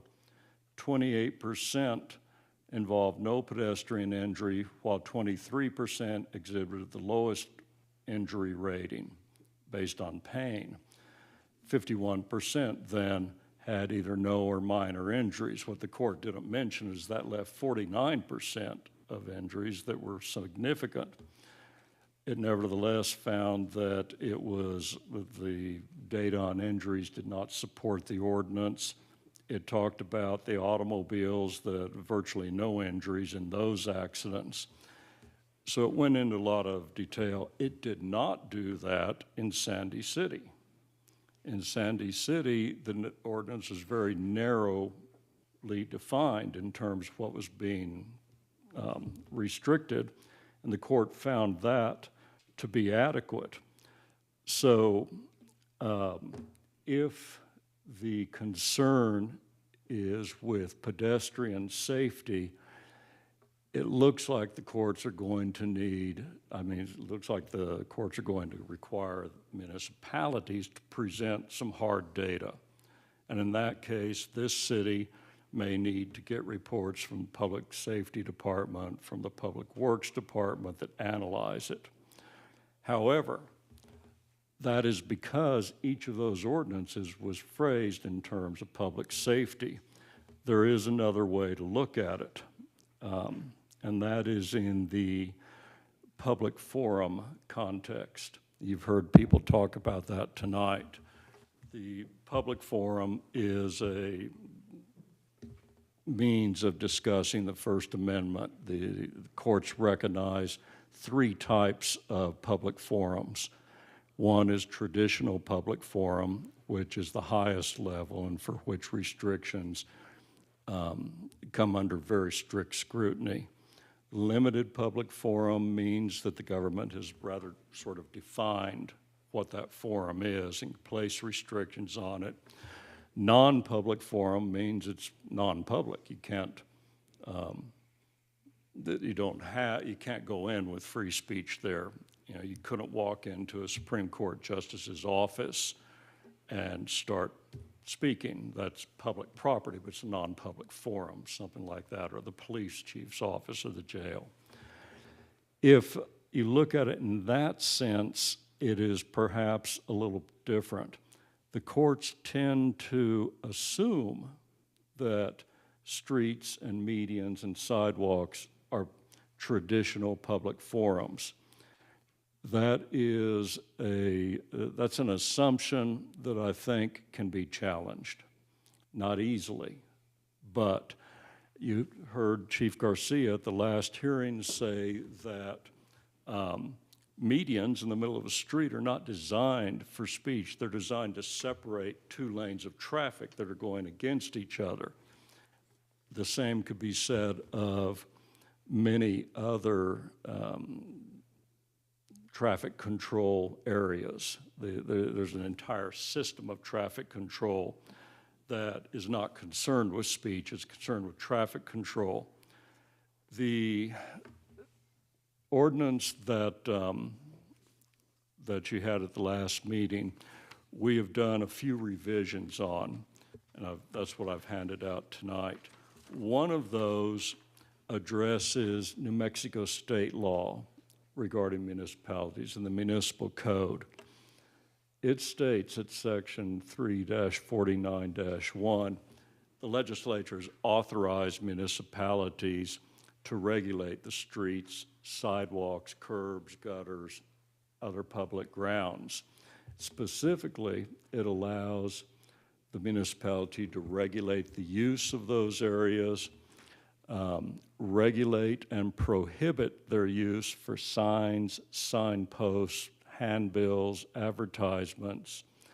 It can regulate and prohibit the exhibition or carrying of banners, placards, advertisements, or handbills, and regulate traffic and sales upon streets, sidewalks, and public places.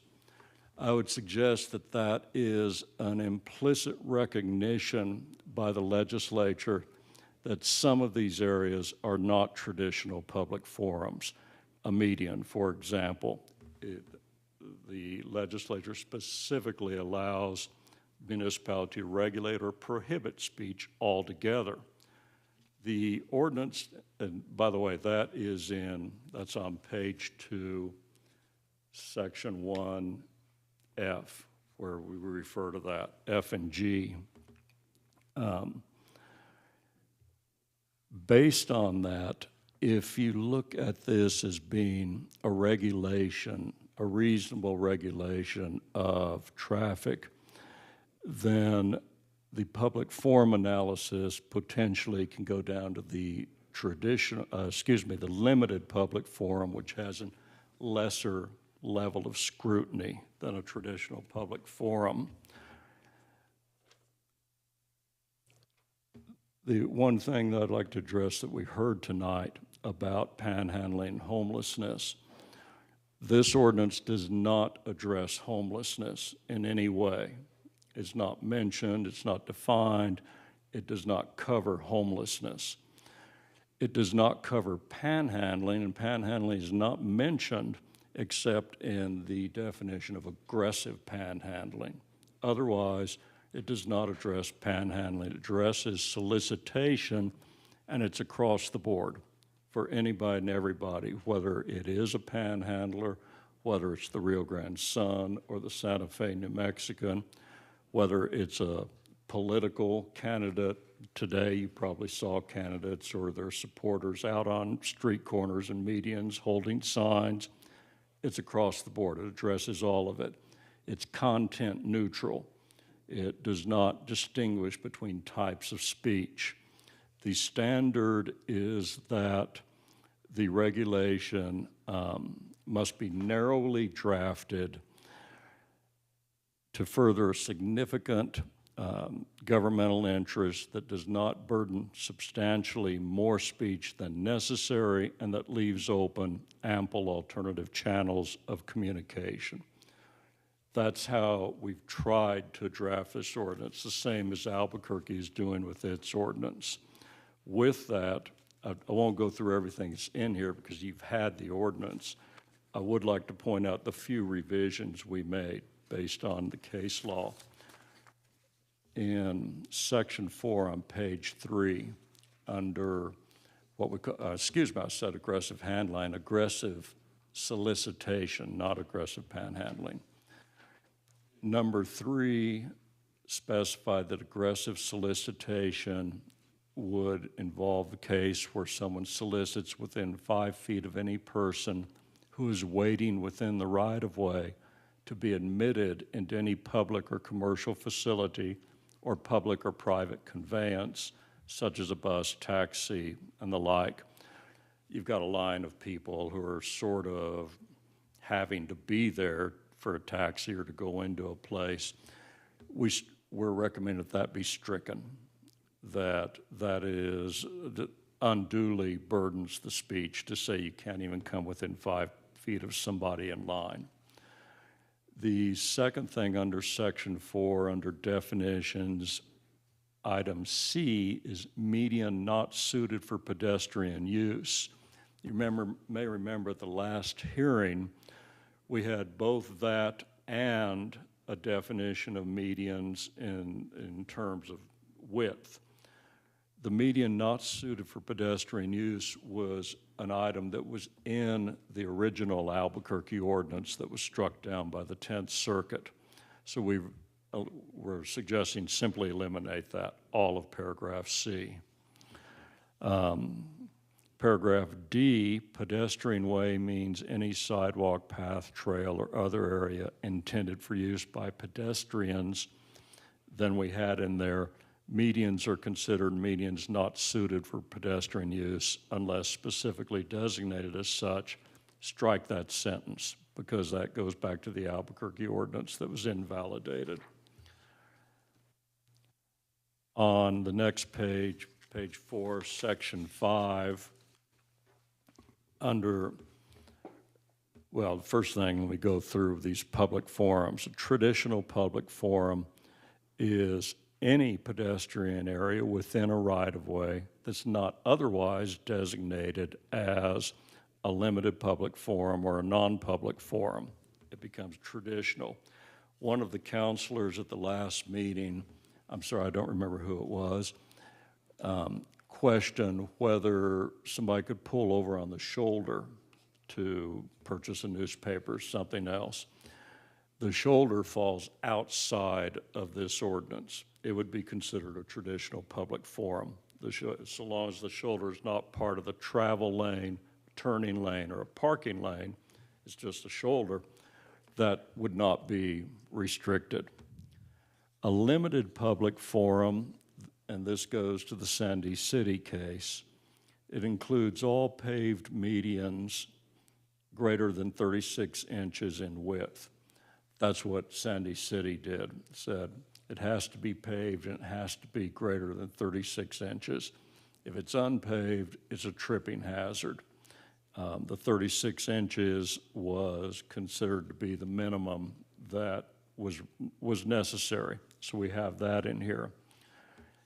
As written, it also states all paved or unpaved pedestrian walkways immediately adjacent to traffic or turning lanes and greater than 36 inches.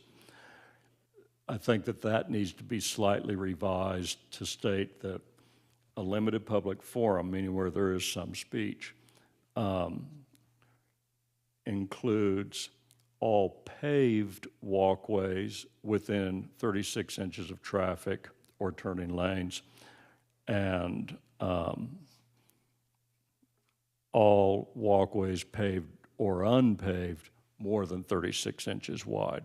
So 36 inches to the curb would be limited public forum if paved. If it's unpaved, it's like Sandy City. It's a tripping hazard.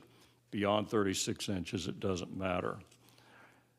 The non-public forum is the next one. This is section 5C, states that non-public forums include all traffic lanes, turn lanes, and on-street parking spaces within a roadway. I think you're okay there. That means traffic is moving and people shouldn't be out there.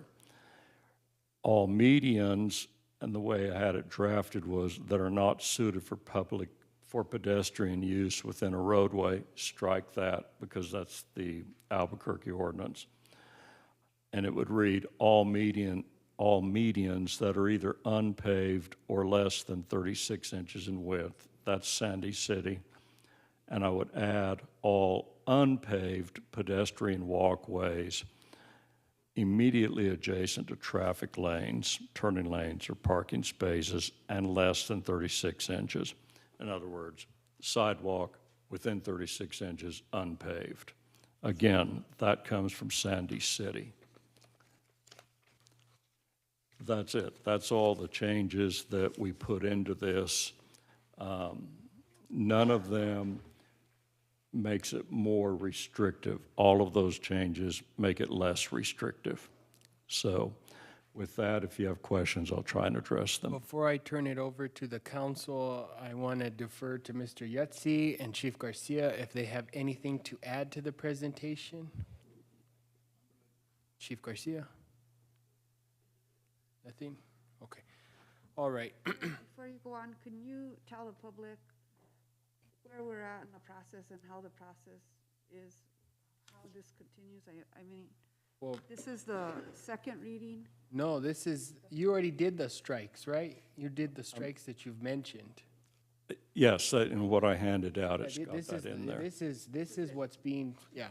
So before I turn it over to the council to ask for question, possible approval and discussion, I just want to commend our staff, Mr. Yutzi, Chief Garcia, the attorney, and myself. We've really worked diligently on this to bring before the council an ordinance that we believe will be in the best interest of our community in promoting public safety. I know it's not the fix-all for everything, but we hope that it can create the beginning steps. There's a lot of discussion that will be ensuing later this evening, but I really want to thank all of those individuals that have been working so diligently on this, including the clerk staff. It's been advertised multiple times in different versions. And finally, I submit this before the council for discussion and possible adoption.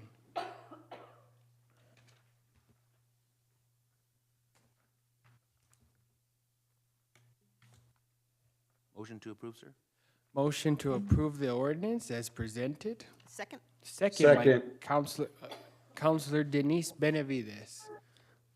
Under discussion. Counselor Manny Martinez.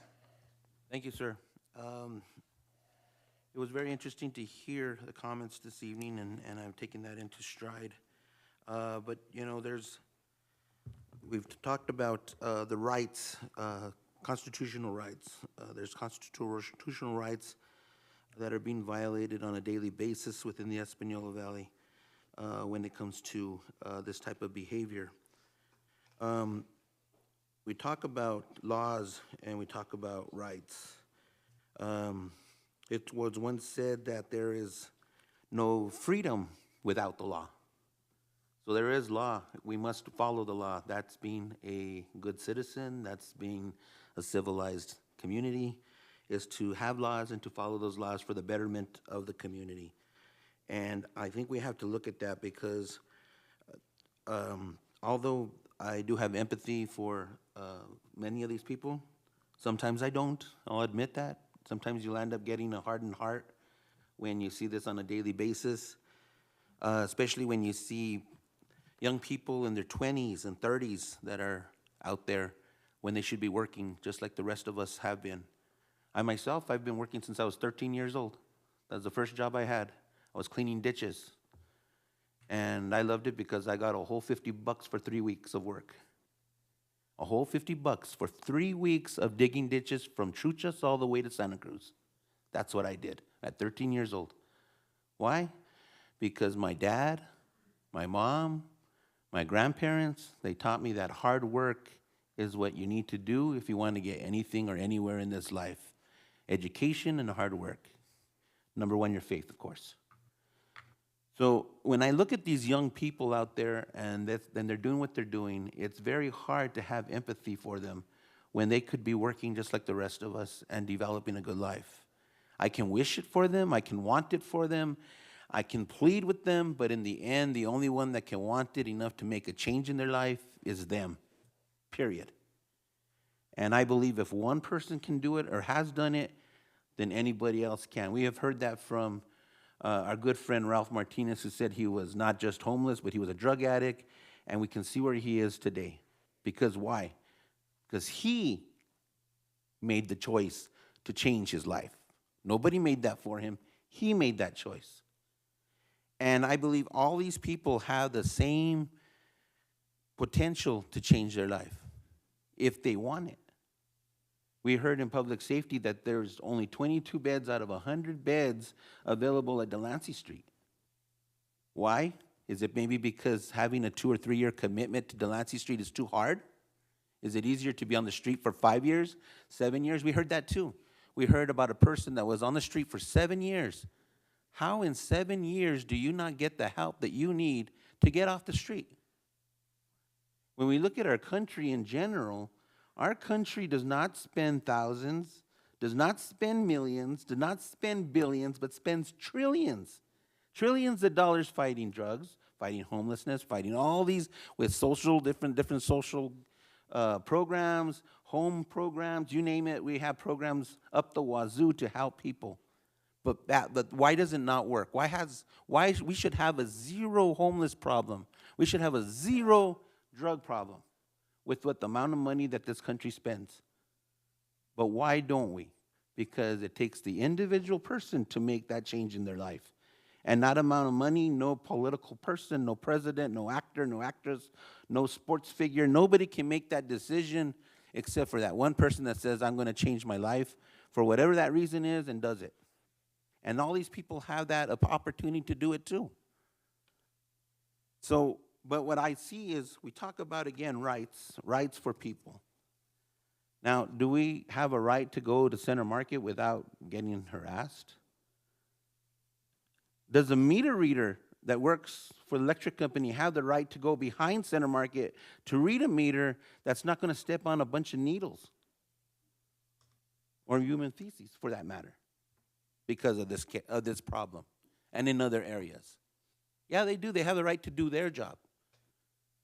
So I support this because I think it is a step in the right forward because of this. Because I do believe that these people do have a right. They do have a right. But they focus on the freedom of speech. They also have the freedom to go get help. They also have the freedom to go get a job. They also have the freedom to do anything they want to do with their life. But sometimes people do choose what they choose in their life. Is that my fault? Is that your fault? Is that any of your fault of the choices that other people make? No, but we have to look at the community in general.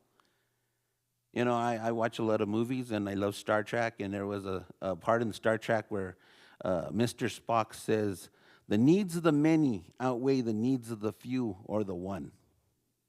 And I think that's where we are now. We have the needs of the many of our community, not just our community, but the needs of the community at large. We talk about Espanola. Yeah, Espanola is a city of 10,000, but it's actually a community of 50,000 if you count the surrounding areas. And not to mention the traffic that comes through this community. And we had to look at that safety and those rights of those people as well. And although, again, I have empathy for these people, I can't change their lives. You guys cannot change their lives. They have to make that decision to change their lives. And the programs are there to help them. There's a lot of stuff out there to help them if they're willing to change their lives. So that's what I have to say, sir. Thank you. Councilor Justin Salazar Torres. Thank you, sir. I put my hand down, but I'll just say, Councilor Manuel Martinez, that's what you call a mic drop, sir. Thank you. I concur with you 100%. Thank you. Any other comments from the governing, Councilor Benavides? Thank you, Mayor, so much. I think everybody out there knows that if anybody has empathy for these people, that would be me. I work with these individuals probably on a daily basis. I work on doing everything I possibly can to house some of these individuals. This ordinance doesn't mean we stop here. I think that this ordinance does what this community needs. It helps to promote economic development. We can't have it both ways. If we want this community to be prosperous and we want this community to move forward, we have to make some tough decisions. This is one of them here tonight, and believe me, it's a tough decision for me. But what I take from this ordinance is what the attorney said, right, first thing he said, this does not mention the homeless anywhere in the document. And I think if some of the people that were opposed had a chance to have read the document, and I don't know if they did or didn't, they would have seen that the goal is not to violate anyone's rights, it's to promote safety within our community for everyone who lives here. That means those that are out there maybe soliciting, it doesn't say panhandling in here, but I think that in addition to this ordinance, we need to take additional steps. We need to figure out how to assist those individuals that are out there that want assistance. One of the reasons that we had the Public Safety Committee meeting and we addressed the concerns of District 3, my district, and Councilor Manny's district that night is because those constituents came forward. And I don't know how many were here that night, 100, less than 100, more than 100, but that was only a portion of them. And they weren't here to complain, they were here to voice concerns, and a lot of them to give solutions, and that's what we need. We need individuals to come forward with solutions to move this community forward. Working together, we can do that and we can solve some of these issues. That day before the meeting, I met with 2 individuals that own a nonprofit called Torah, beautiful individuals. We were out there, they continually walk the streets and give of themselves. I asked them to bring some of those individuals that were homeless, that were not drug addicted, that did not have mental issues to the meeting that night, and they did. There was a couple I had hoped would have joined us that night. He's an electrician down on his luck. It's something that we have to deal with. So in addition to this ordinance, we do have to move forward to come up with solutions to assist those that do want the assistance. And if you were here that night, you're right. It was a very emotional and tearful. If you had a heart, you had a tear. And you know, when somebody feels that there's no worth in their life, that they don't matter to somebody, I'm here to tell them that they do. And we as a community and as a governing body need to understand that they do. Everyone matters.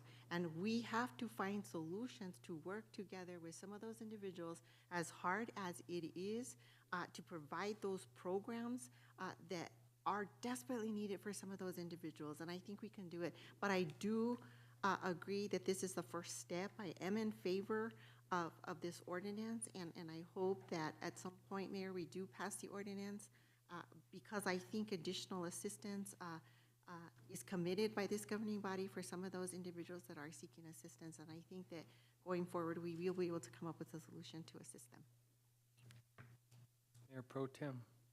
Thank you, Mayor, and thank you, my fellow councilors, for your comments. Thank you, Che, for your hard work and diligence in providing this document. I want to let the public know first and foremost that this document really deals with safety for our community, not only safety for people who have been panhandled, but safety for people that are on our streets. It seems like more recently we've had people darting in and out of traffic on a median for a little bit and then right off the median without warning. I've had some when I've been turning to the Walmart area off of Fairview Lane, where I've had people cut in front of me when I'm stopped and then cut back before I'm about to turn left. So it's always been very concerning to me. This document to me is about safety, not only for people who are in our community to shop or otherwise, or who are driving through our community. For me, this document deals with providing safety to those people on our streets, and it doesn't directly disallow for it, but it does talk about safety in the terms of the width of of a median. I'm very concerned also about people tripping, especially on the narrowest medians that we have, that little 10-inch, 12-inch median that we have between CVS and on the Fairview Lane making the left turn. That is really a small little area for somebody to be standing with cars coming in both directions, especially nowadays with anybody texting while they're driving or anything like that. It could be a catastrophe. So I'm just very concerned about people's safety. For me, I do agree that this has to be across the board. This can't be for any one segment of our community. This has to be for everybody. And that's inclusive of our police departments and other departments within our community. So I again, thank you, Che, for the work that you've done on this. I appreciate it. Thank you, Mr. Jordan, for the work that you've done on this. And thank you, Mayor, for your leadership in having the tenacity to move forward with something that can be controversial. Thank you, sir. Any other discussion from the body? Them being, Councillor. Thank you, sir. I just, thank you, councilors, also for your comments as well. I just wanted to, just came to mind a thought, because we talk about safety. One of the speakers spoke about how an ordinance shouldn't be brought up or wouldn't be brought up until after after a fatality. I think if this ordinance is in place, it's not only protecting the community at large, but it's protecting also those people that would potentially be standing in those mediums that could get hurt. Do we really want to wait and stand in this governing body to create an ordinance after the fact and say we should have, could have, but we didn't?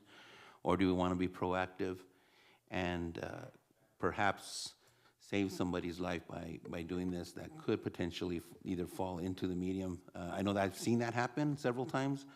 I've seen traffic dodge people that are rocking and not stopping, dodging them, heading to the west side through, like by the Walgreens area, taking the shoulder to bypass somebody that's in the middle of the road.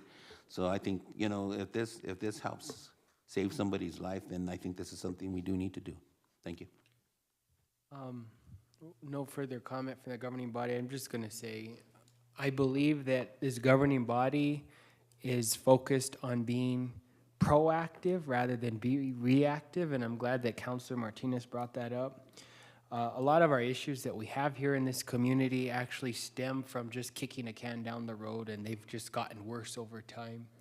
But it takes getting down and getting the bull by the horns to do that, and I'm really thankful for the staff and the support of the governing body to have the stomach and the tenacity to move in this direction.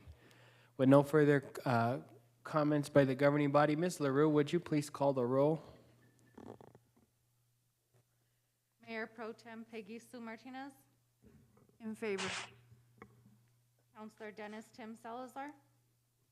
For the motion. Councillor Justin Salazar Torres. In favor. Councillor Manuel Martinez. In favor? Councillor Denise Benavides. In favor. Councillor Dorothy Valdez. For the motion. Councillor Aaron Salazar. In favor. Councillor Nanette Rodriguez. For the motion. Motion carries. The motion and the ordinance is adopted. The notice will be published immediately tomorrow. I'm directing the clerk's office to immediately post the notice of the adoption. The ordinance will go into effect 5 days after the notice of adoption. The police department is there entitled to authorized to enforce the ordinance as such. Thank you all. Moving on, recognition of Teresa Martinez retirement from the fire department, Assistant Fire Chief John Wickersham.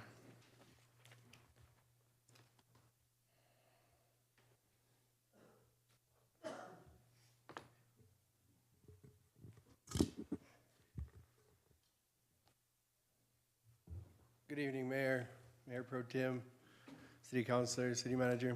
Thank you for having us. I want to appreciate or say thanks for you guys with all the work that we've done and you guys giving these guys recommendation or seeing these guys, because the last structure fire that they had was 48 hours. They had the structure fire. They had 28 calls, 2 homicides, 1 structure fire, 1 brush fire, 4 false alarms at Santa Clara Apartments, and the rest were medical calls. So that was 28 calls that they had in 2 days for that shift. So they are doing extremely well out there and doing a really good job for us. So thank you.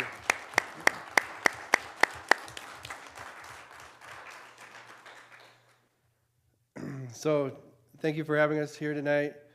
The Espanola Fire Department would like to recognize a hero, legend, mentor, leader, and friend, Lieutenant Teresa Martinez, on her retirement. She's been with the City of Espanola for 21 and a half years. She's the first female firefighter that the city had, or has.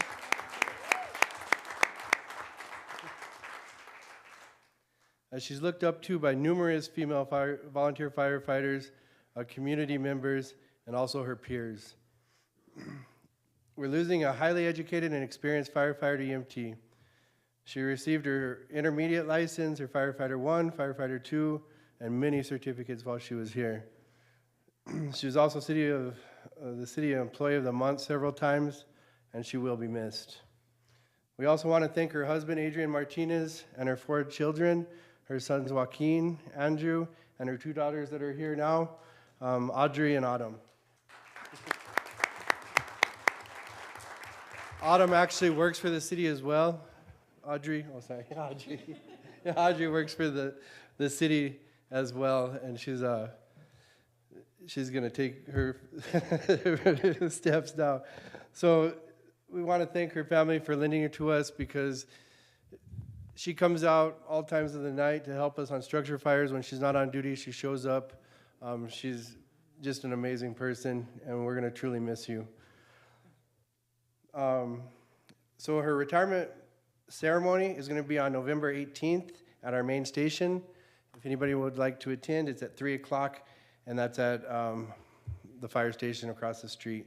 So we invite the community, invite the councilors, mayor, city manager to attend that as well.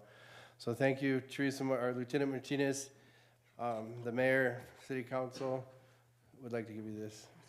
So.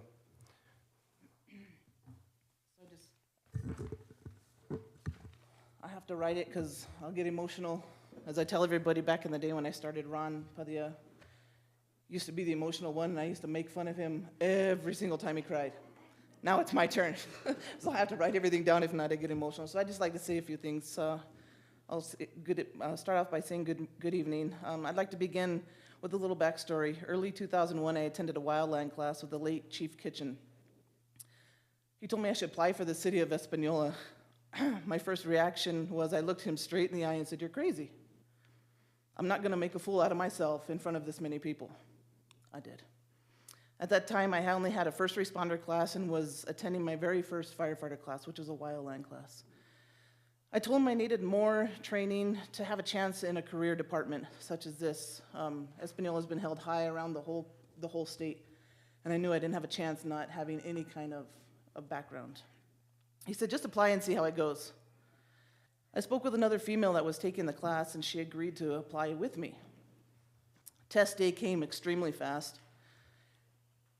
This day was one of the worst snowstorms I've ever witnessed in New Mexico in 2001. My initial thought was, the Lord is telling me this isn't meant to be. My husband drove me to the fire station where the training was taking place. He said, "I'll just wait here in the truck." I agreed. I walked inside, looked around, and felt my heart stop when I seen everybody but the one person that I knew was supposed to be there.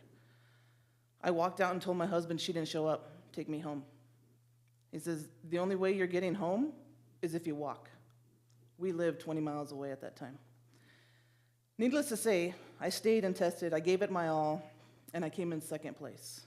Emery Baca made first place. He had a whole slew of training behind him. He totally deserves it. I was fine with it. So I go on to say I was okay with it. Honestly, I thought I would come in last. Early May 2001, I received a call that another position had opened up, and I was next on the list to be hired. I was so excited, I answered, "Yes, of course." And I do believe the good Lord made me accept that position and made me forget to ask the specifics. Like, how much was the hourly pay? What were the hours? Well, shortly after I was informed I'd be making a whole $7 an hour and away from home for a full 24 hours at a time. With my husband working out of town and having children, it seemed impossible. It was a challenge, but with the help of Grandma Joanne, Uncle Donovan, my mother and father-in-law, Sam and Virginia Martinez, it was possible. Thank you all for allowing me to follow my dreams. I couldn't have done it without you. Now back to the $7 an hour. I kept telling myself, it's better than working at a fast food restaurant. And I have a career, I have retirement, and my family has health insurance. After a few years,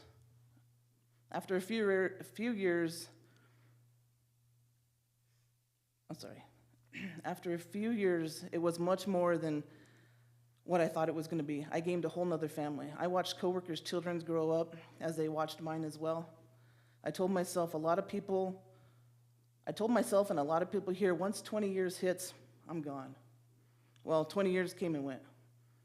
I couldn't figure out how to close this chapter in my life, and still haven't figured it out. But I did hear a quote that made everything make sense, and it is as follows. You have to accept that some chapters in your lives have to close without closure.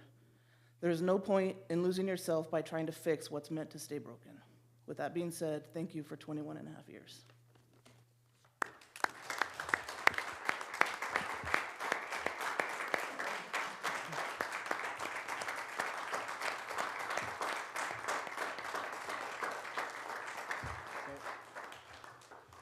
I'd like to bring up her husband, Adrian, and her 2 daughters.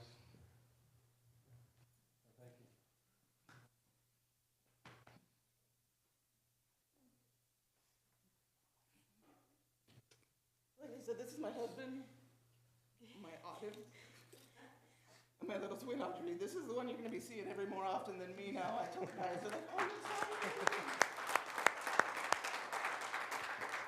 And I tell everybody, don't be sorry. You got to deal with her. She's 10 times worse than I am. And they just laugh. My boys both of them live away, so they're unable to make it. But these 3 here, my other boys, are the ones that have put the ultimate sacrifice in my time being at the station. Their birthdays, holidays, and thank you guys very much. I love you so much.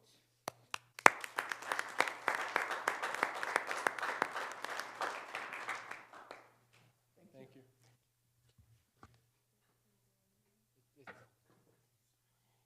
Appreciate you.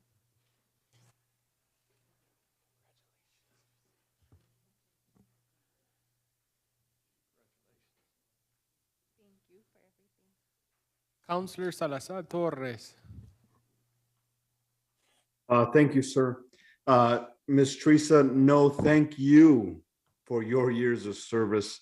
It's been an honor and a privilege being on this governing body for the last 5 years, a little more than that, and serving with you guys.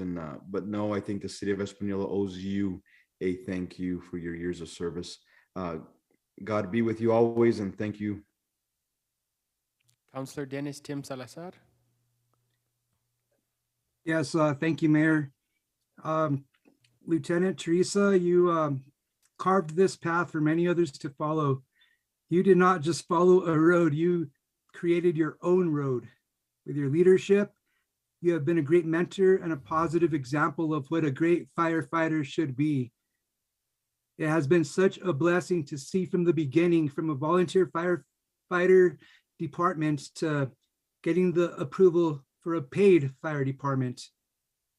Now to be able to retire from the Espanola Fire Department is something to be great proud of. Also, as mentioned, setting the example for other great firefighters to follow, both men and women. As this fire department has set the true example of teamwork, of what a fire department should be, having each other's back and the protection of a whole community. We are forever grateful for you, Teresa. You left some very big shoes to fill, and you will be greatly missed. Thank you for all you have done for us and for the city of Espanola. Thank you. Counselor Manny Martinez. Thank you, sir. Ms. Martinez, thank you again for your service. You are a role model. I hope you realize that. You are a role model for all young women in this valley. that can look up to you and see what you've accomplished. You can tell that in your daughters, you can tell that with your family, and you should be very proud of that you've become that role model. Your husband, I want to thank you for lending your wife to us.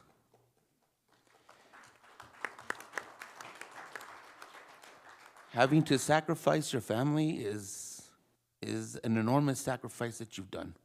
And your family needs to really be patted on the back for what they've done. Their daughters, your sons, and your husband, because I know that wasn't easy. Not for the first year, not for the second year, not for the 21st year. It's been, I'm sure, very hard, and this is very well deserved. Although, like I told you last night, I still think you're too young to retire. But you're still young enough to enjoy it. So that's what's important, and enjoy your family. And that's what you have to do now. So I'm giving you one, can I give one order as a city councilor? I know I'm not a supervisor, but I order you to have some fun with your family now that you're retired. Thank you, man.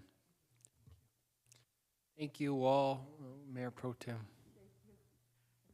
I know it's a long evening, but I would be remiss if I didn't state my gratitude towards you, Teresa. You know, we've worked with you alongside you for many, many years, and I can honestly say that I've seen the fire department grow in every aspect. And I feel like that growth has definitely been with you at the helm, leading and helping in every way you can. As far as your family goes, I'm the wife of a fireman too, so I understand when you say birthdays, anniversaries, and something, they can get shifted when you're in a fireman's home, and it's a big sacrifice on the family, so we definitely appreciate that. Your in-laws especially for stepping up their game and helping you raise your 4 children, because your husband and you are both working. That's really beautiful. I also applaud you and your husband for procreating your replacement. And we definitely look forward to working with her. And I sort of feel sorry for you in a way, because you have some very big shoes to fill, and there will always be a comparison to your mom. So you will have to bring your A game every day. Oh, wow.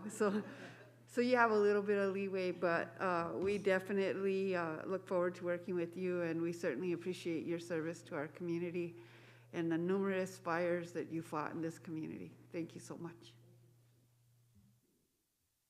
Councilor Denise Benavides. Thank you, Mayor. I'll be quick. He's giving me the side look already. Miss Teresa, I'm so happy for you and so proud of you. I know you're probably going to sleep for a few days, but you know, when you're done sleeping, hopefully, I know the dream of some of your fellow firefighters is to have a training institution here, and I hope that you come back and assist in some of that training. We can pull you out of retirement, maybe at least part-time or something. So congratulations to you and your family. Enjoy it and come visit. Thank you. Thank you for your service to the city, Teresa, as a historic trailblazer for women. You have an instrumental role in the Espanola Fire Department's history, so thank you for that. Moving on to 2022 city holiday closure, Mr. Jordan Yetzi and Miss Sally Baxter, HR Director. Yes, Mayor, I'm going to let Sally talk about this. Essentially, this is something that the city has done 4 out of the last 5 years. It comes to y'all every year, so she has pulled some numbers. We actually went back and looked at the minutes from last year to see the questions y'all asked.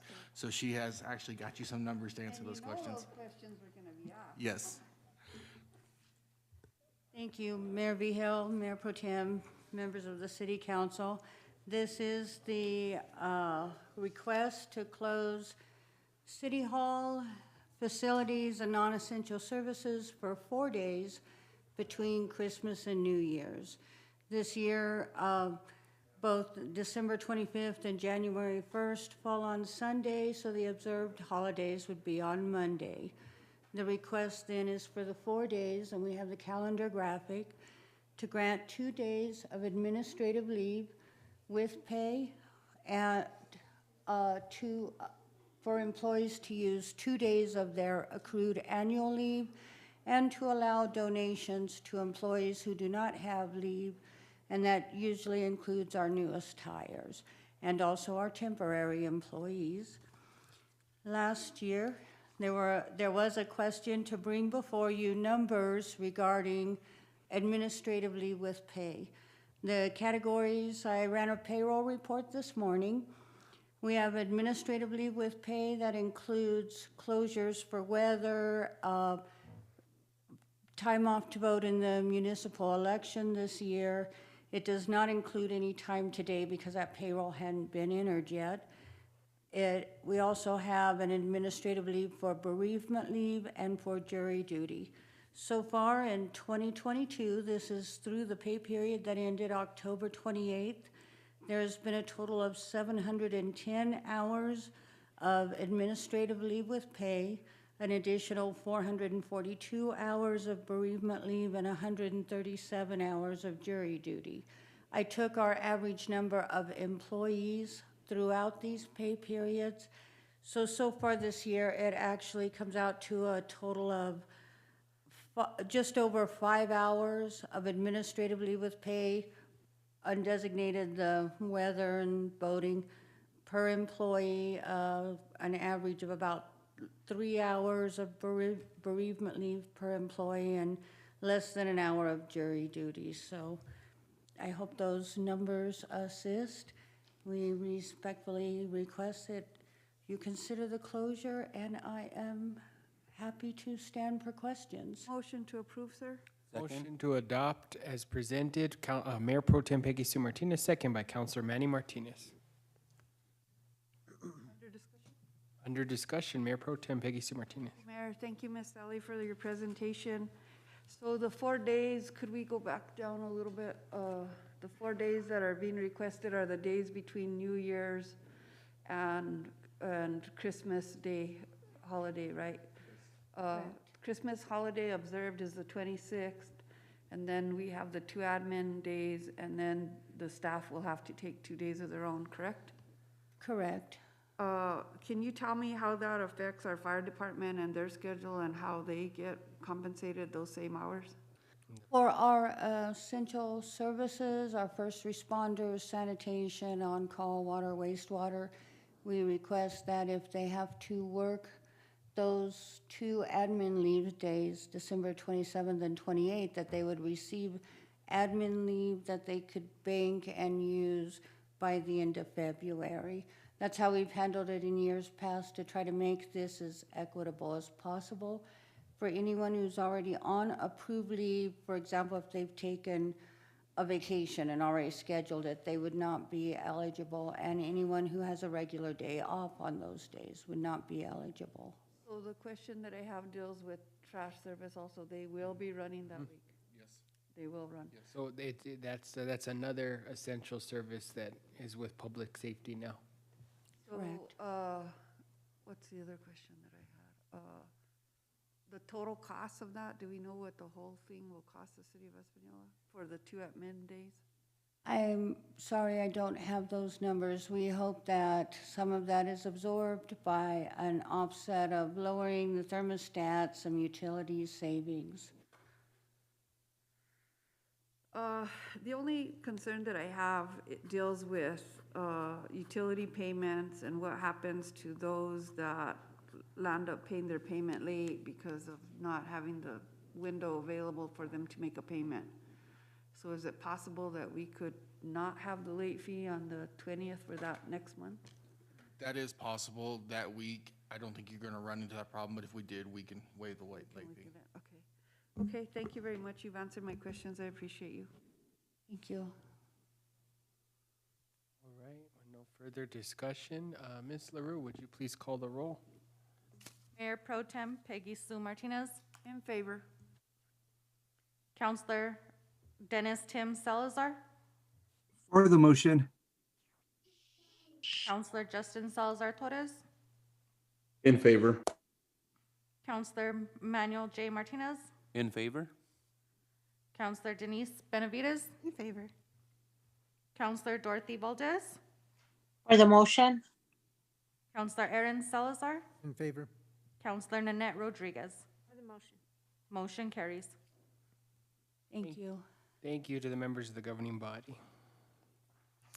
Resolution 2022-25, discussion approval to authorize the removal of $211,422.12 from uncollectible utility account amounts from accounts receivable to bad debt general ledger account, presented by Danielle Bustos, Customer Service Manager, or I will take care of this one. So essentially, like a year or so ago, the city council voted and wrote off debt, but for some reason, they didn't go all the way back to all the bad debt. So we're asking y'all to write off the rest of the bad debt, which is from 2001 to 2005. So moved. there's a lot of people on this list I saw that died. Motion. Under discussion, Mayor? Motion made by Mayor Pro Tem Peggy Sue Martinez, second by Councilor Manny Martinez. Under discussion, Mayor Pro Tem. Under discussion, when somebody has bad debt with the city, it's not erased. It's moved to a bad Yes. debt ledger. It comes off of a liability for us. Right.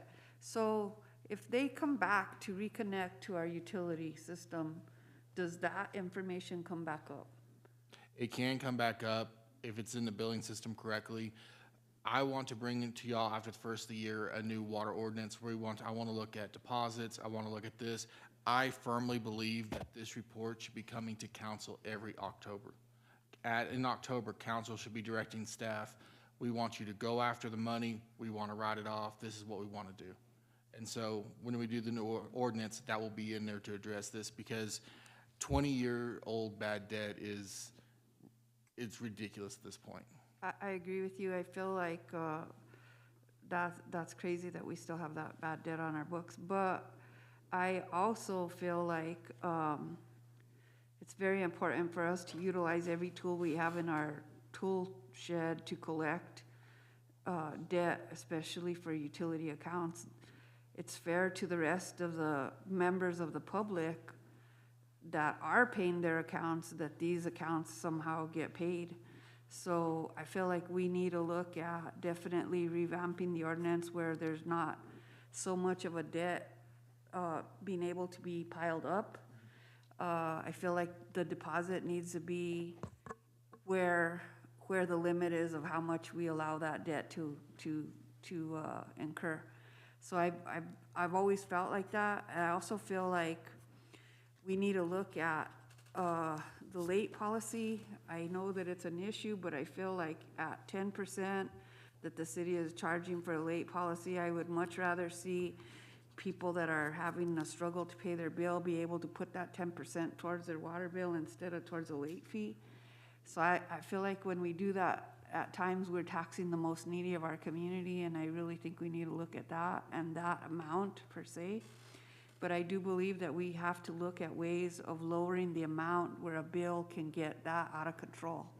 And I know that some of the bills are in the thousands, and that's what I'm talking about. Yes. So we need to bring that into control, and our policies need to reflect that. So I will task you, sir, with that job. Thank you. Councilor Manny Martinez. Thank you, sir. Moving forward, are we looking at possibly getting a collection agency to tackle some of these very high amounts that people leave us with as far as debt is concerned? That is one thing I want to look at really when we do the new ordinance is, so essentially the debt list will come to y'all in October every year, and then in October y'all will direct staff, go ahead and sell it off to a debt collection agency. Let them buy it for pennies on the dollar. The city is collecting some of its money back, but at least it's being progressed. We do try to collect to the extent that we can, but it's very difficult nowadays, and we would have to have a whole department just to track these people down. And so by selling it off after it reaches a year old, at least we're getting something in return from it. On a follow-up, I just lost my train of thought. You deal with this every day. You don't like paying their bills? Yes, I do. I guess my question would be, are we looking at 30, 60, 90 days as collecting, or are we going to look at a flat amount of what the person may owe as a past due? And then I think the public needs to know that I know that in the past, the city covers the debt of like for instance, North Central Solid Waste, whether the customer pays or that bill or not. So in a way, other entities or other constituents are paying for other people's bills, the ones that they don't pay. And I think that's important for other people to know that that's what's happened. This is also water loss. Because it's water that's not being accounted for. So I don't know if you could answer that question as far as 90, 60, 90, 30. It'll end up being a 60-day turnoff is usually what most municipalities do for water. See, after 60 days of non-payment, the bill's turned off. With us running sanitation now, I'm gonna tell you, we're gonna start picking up trash cans. If they don't pay their water bill when we go to turn their meter off, we're gonna pull the polycart. If we do not need to provide, staff has been instructed that now if we have theft of water in any of the accounts, that they're immediately to file a police report. That we have a lot of residents that are circumventing the system. They're straight piping where their meter was. They're stealing water. Other residents in Espanola are paying for that. And so the new ordinance will cover all that, and we're going to make sure that essentially 90% of the community shouldn't be paying for the other 10%. Correct. Thank you, sir. Thank you. Ms. LaRue, would you please call the roll? Mayor Pro Tem Peggy Sue Martinez. In favor. Counselor Dennis Tim Salazar. For the motion. Counselor Justin Salazar Torres. In favor. Counselor Manuel J. Martinez. In favor?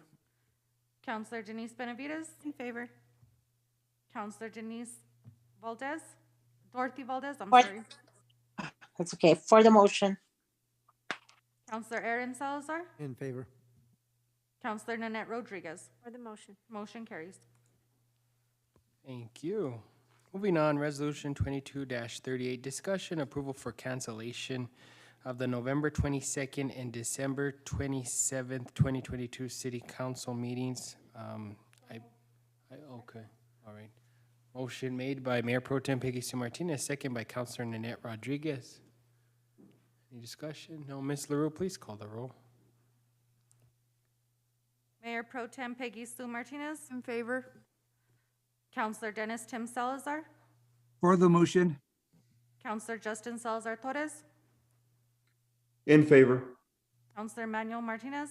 In favor. Counselor Denise Benavides. In favor.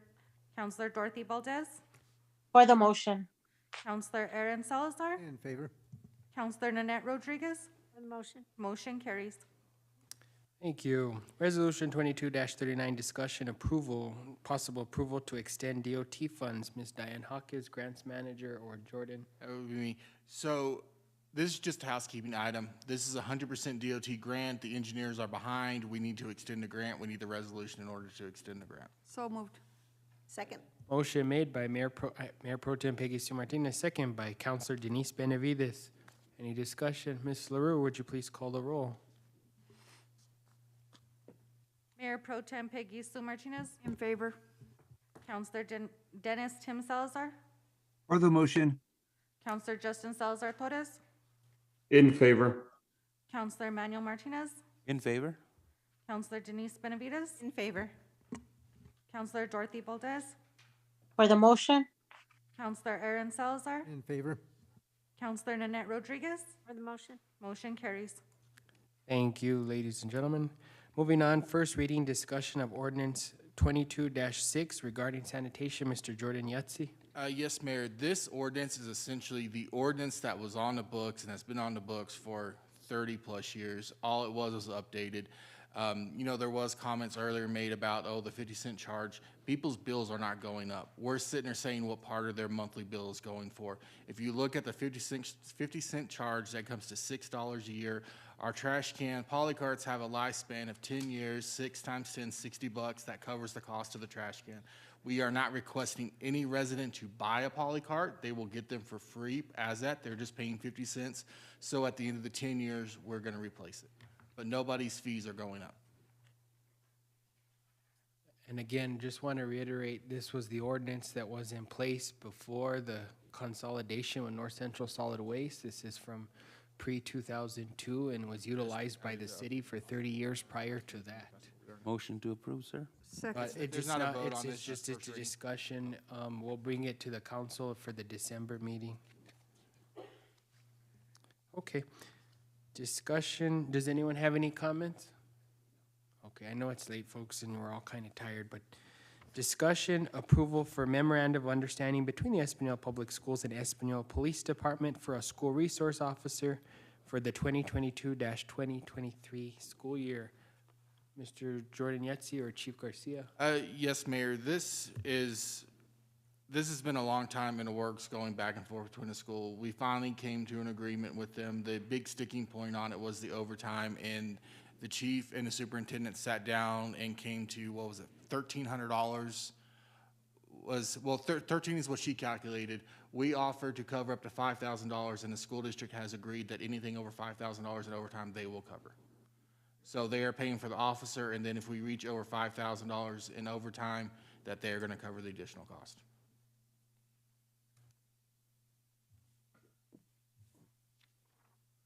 Motion to approve, sir. Motion to Second. approve as presented, Mayor Pro Tem Peggy Sue Martinez, Could we have the specifics of and what? second by Counselor Dennis Tim Salazar. Thank you, Mayor. Could we have the specifics of the cost, Chief?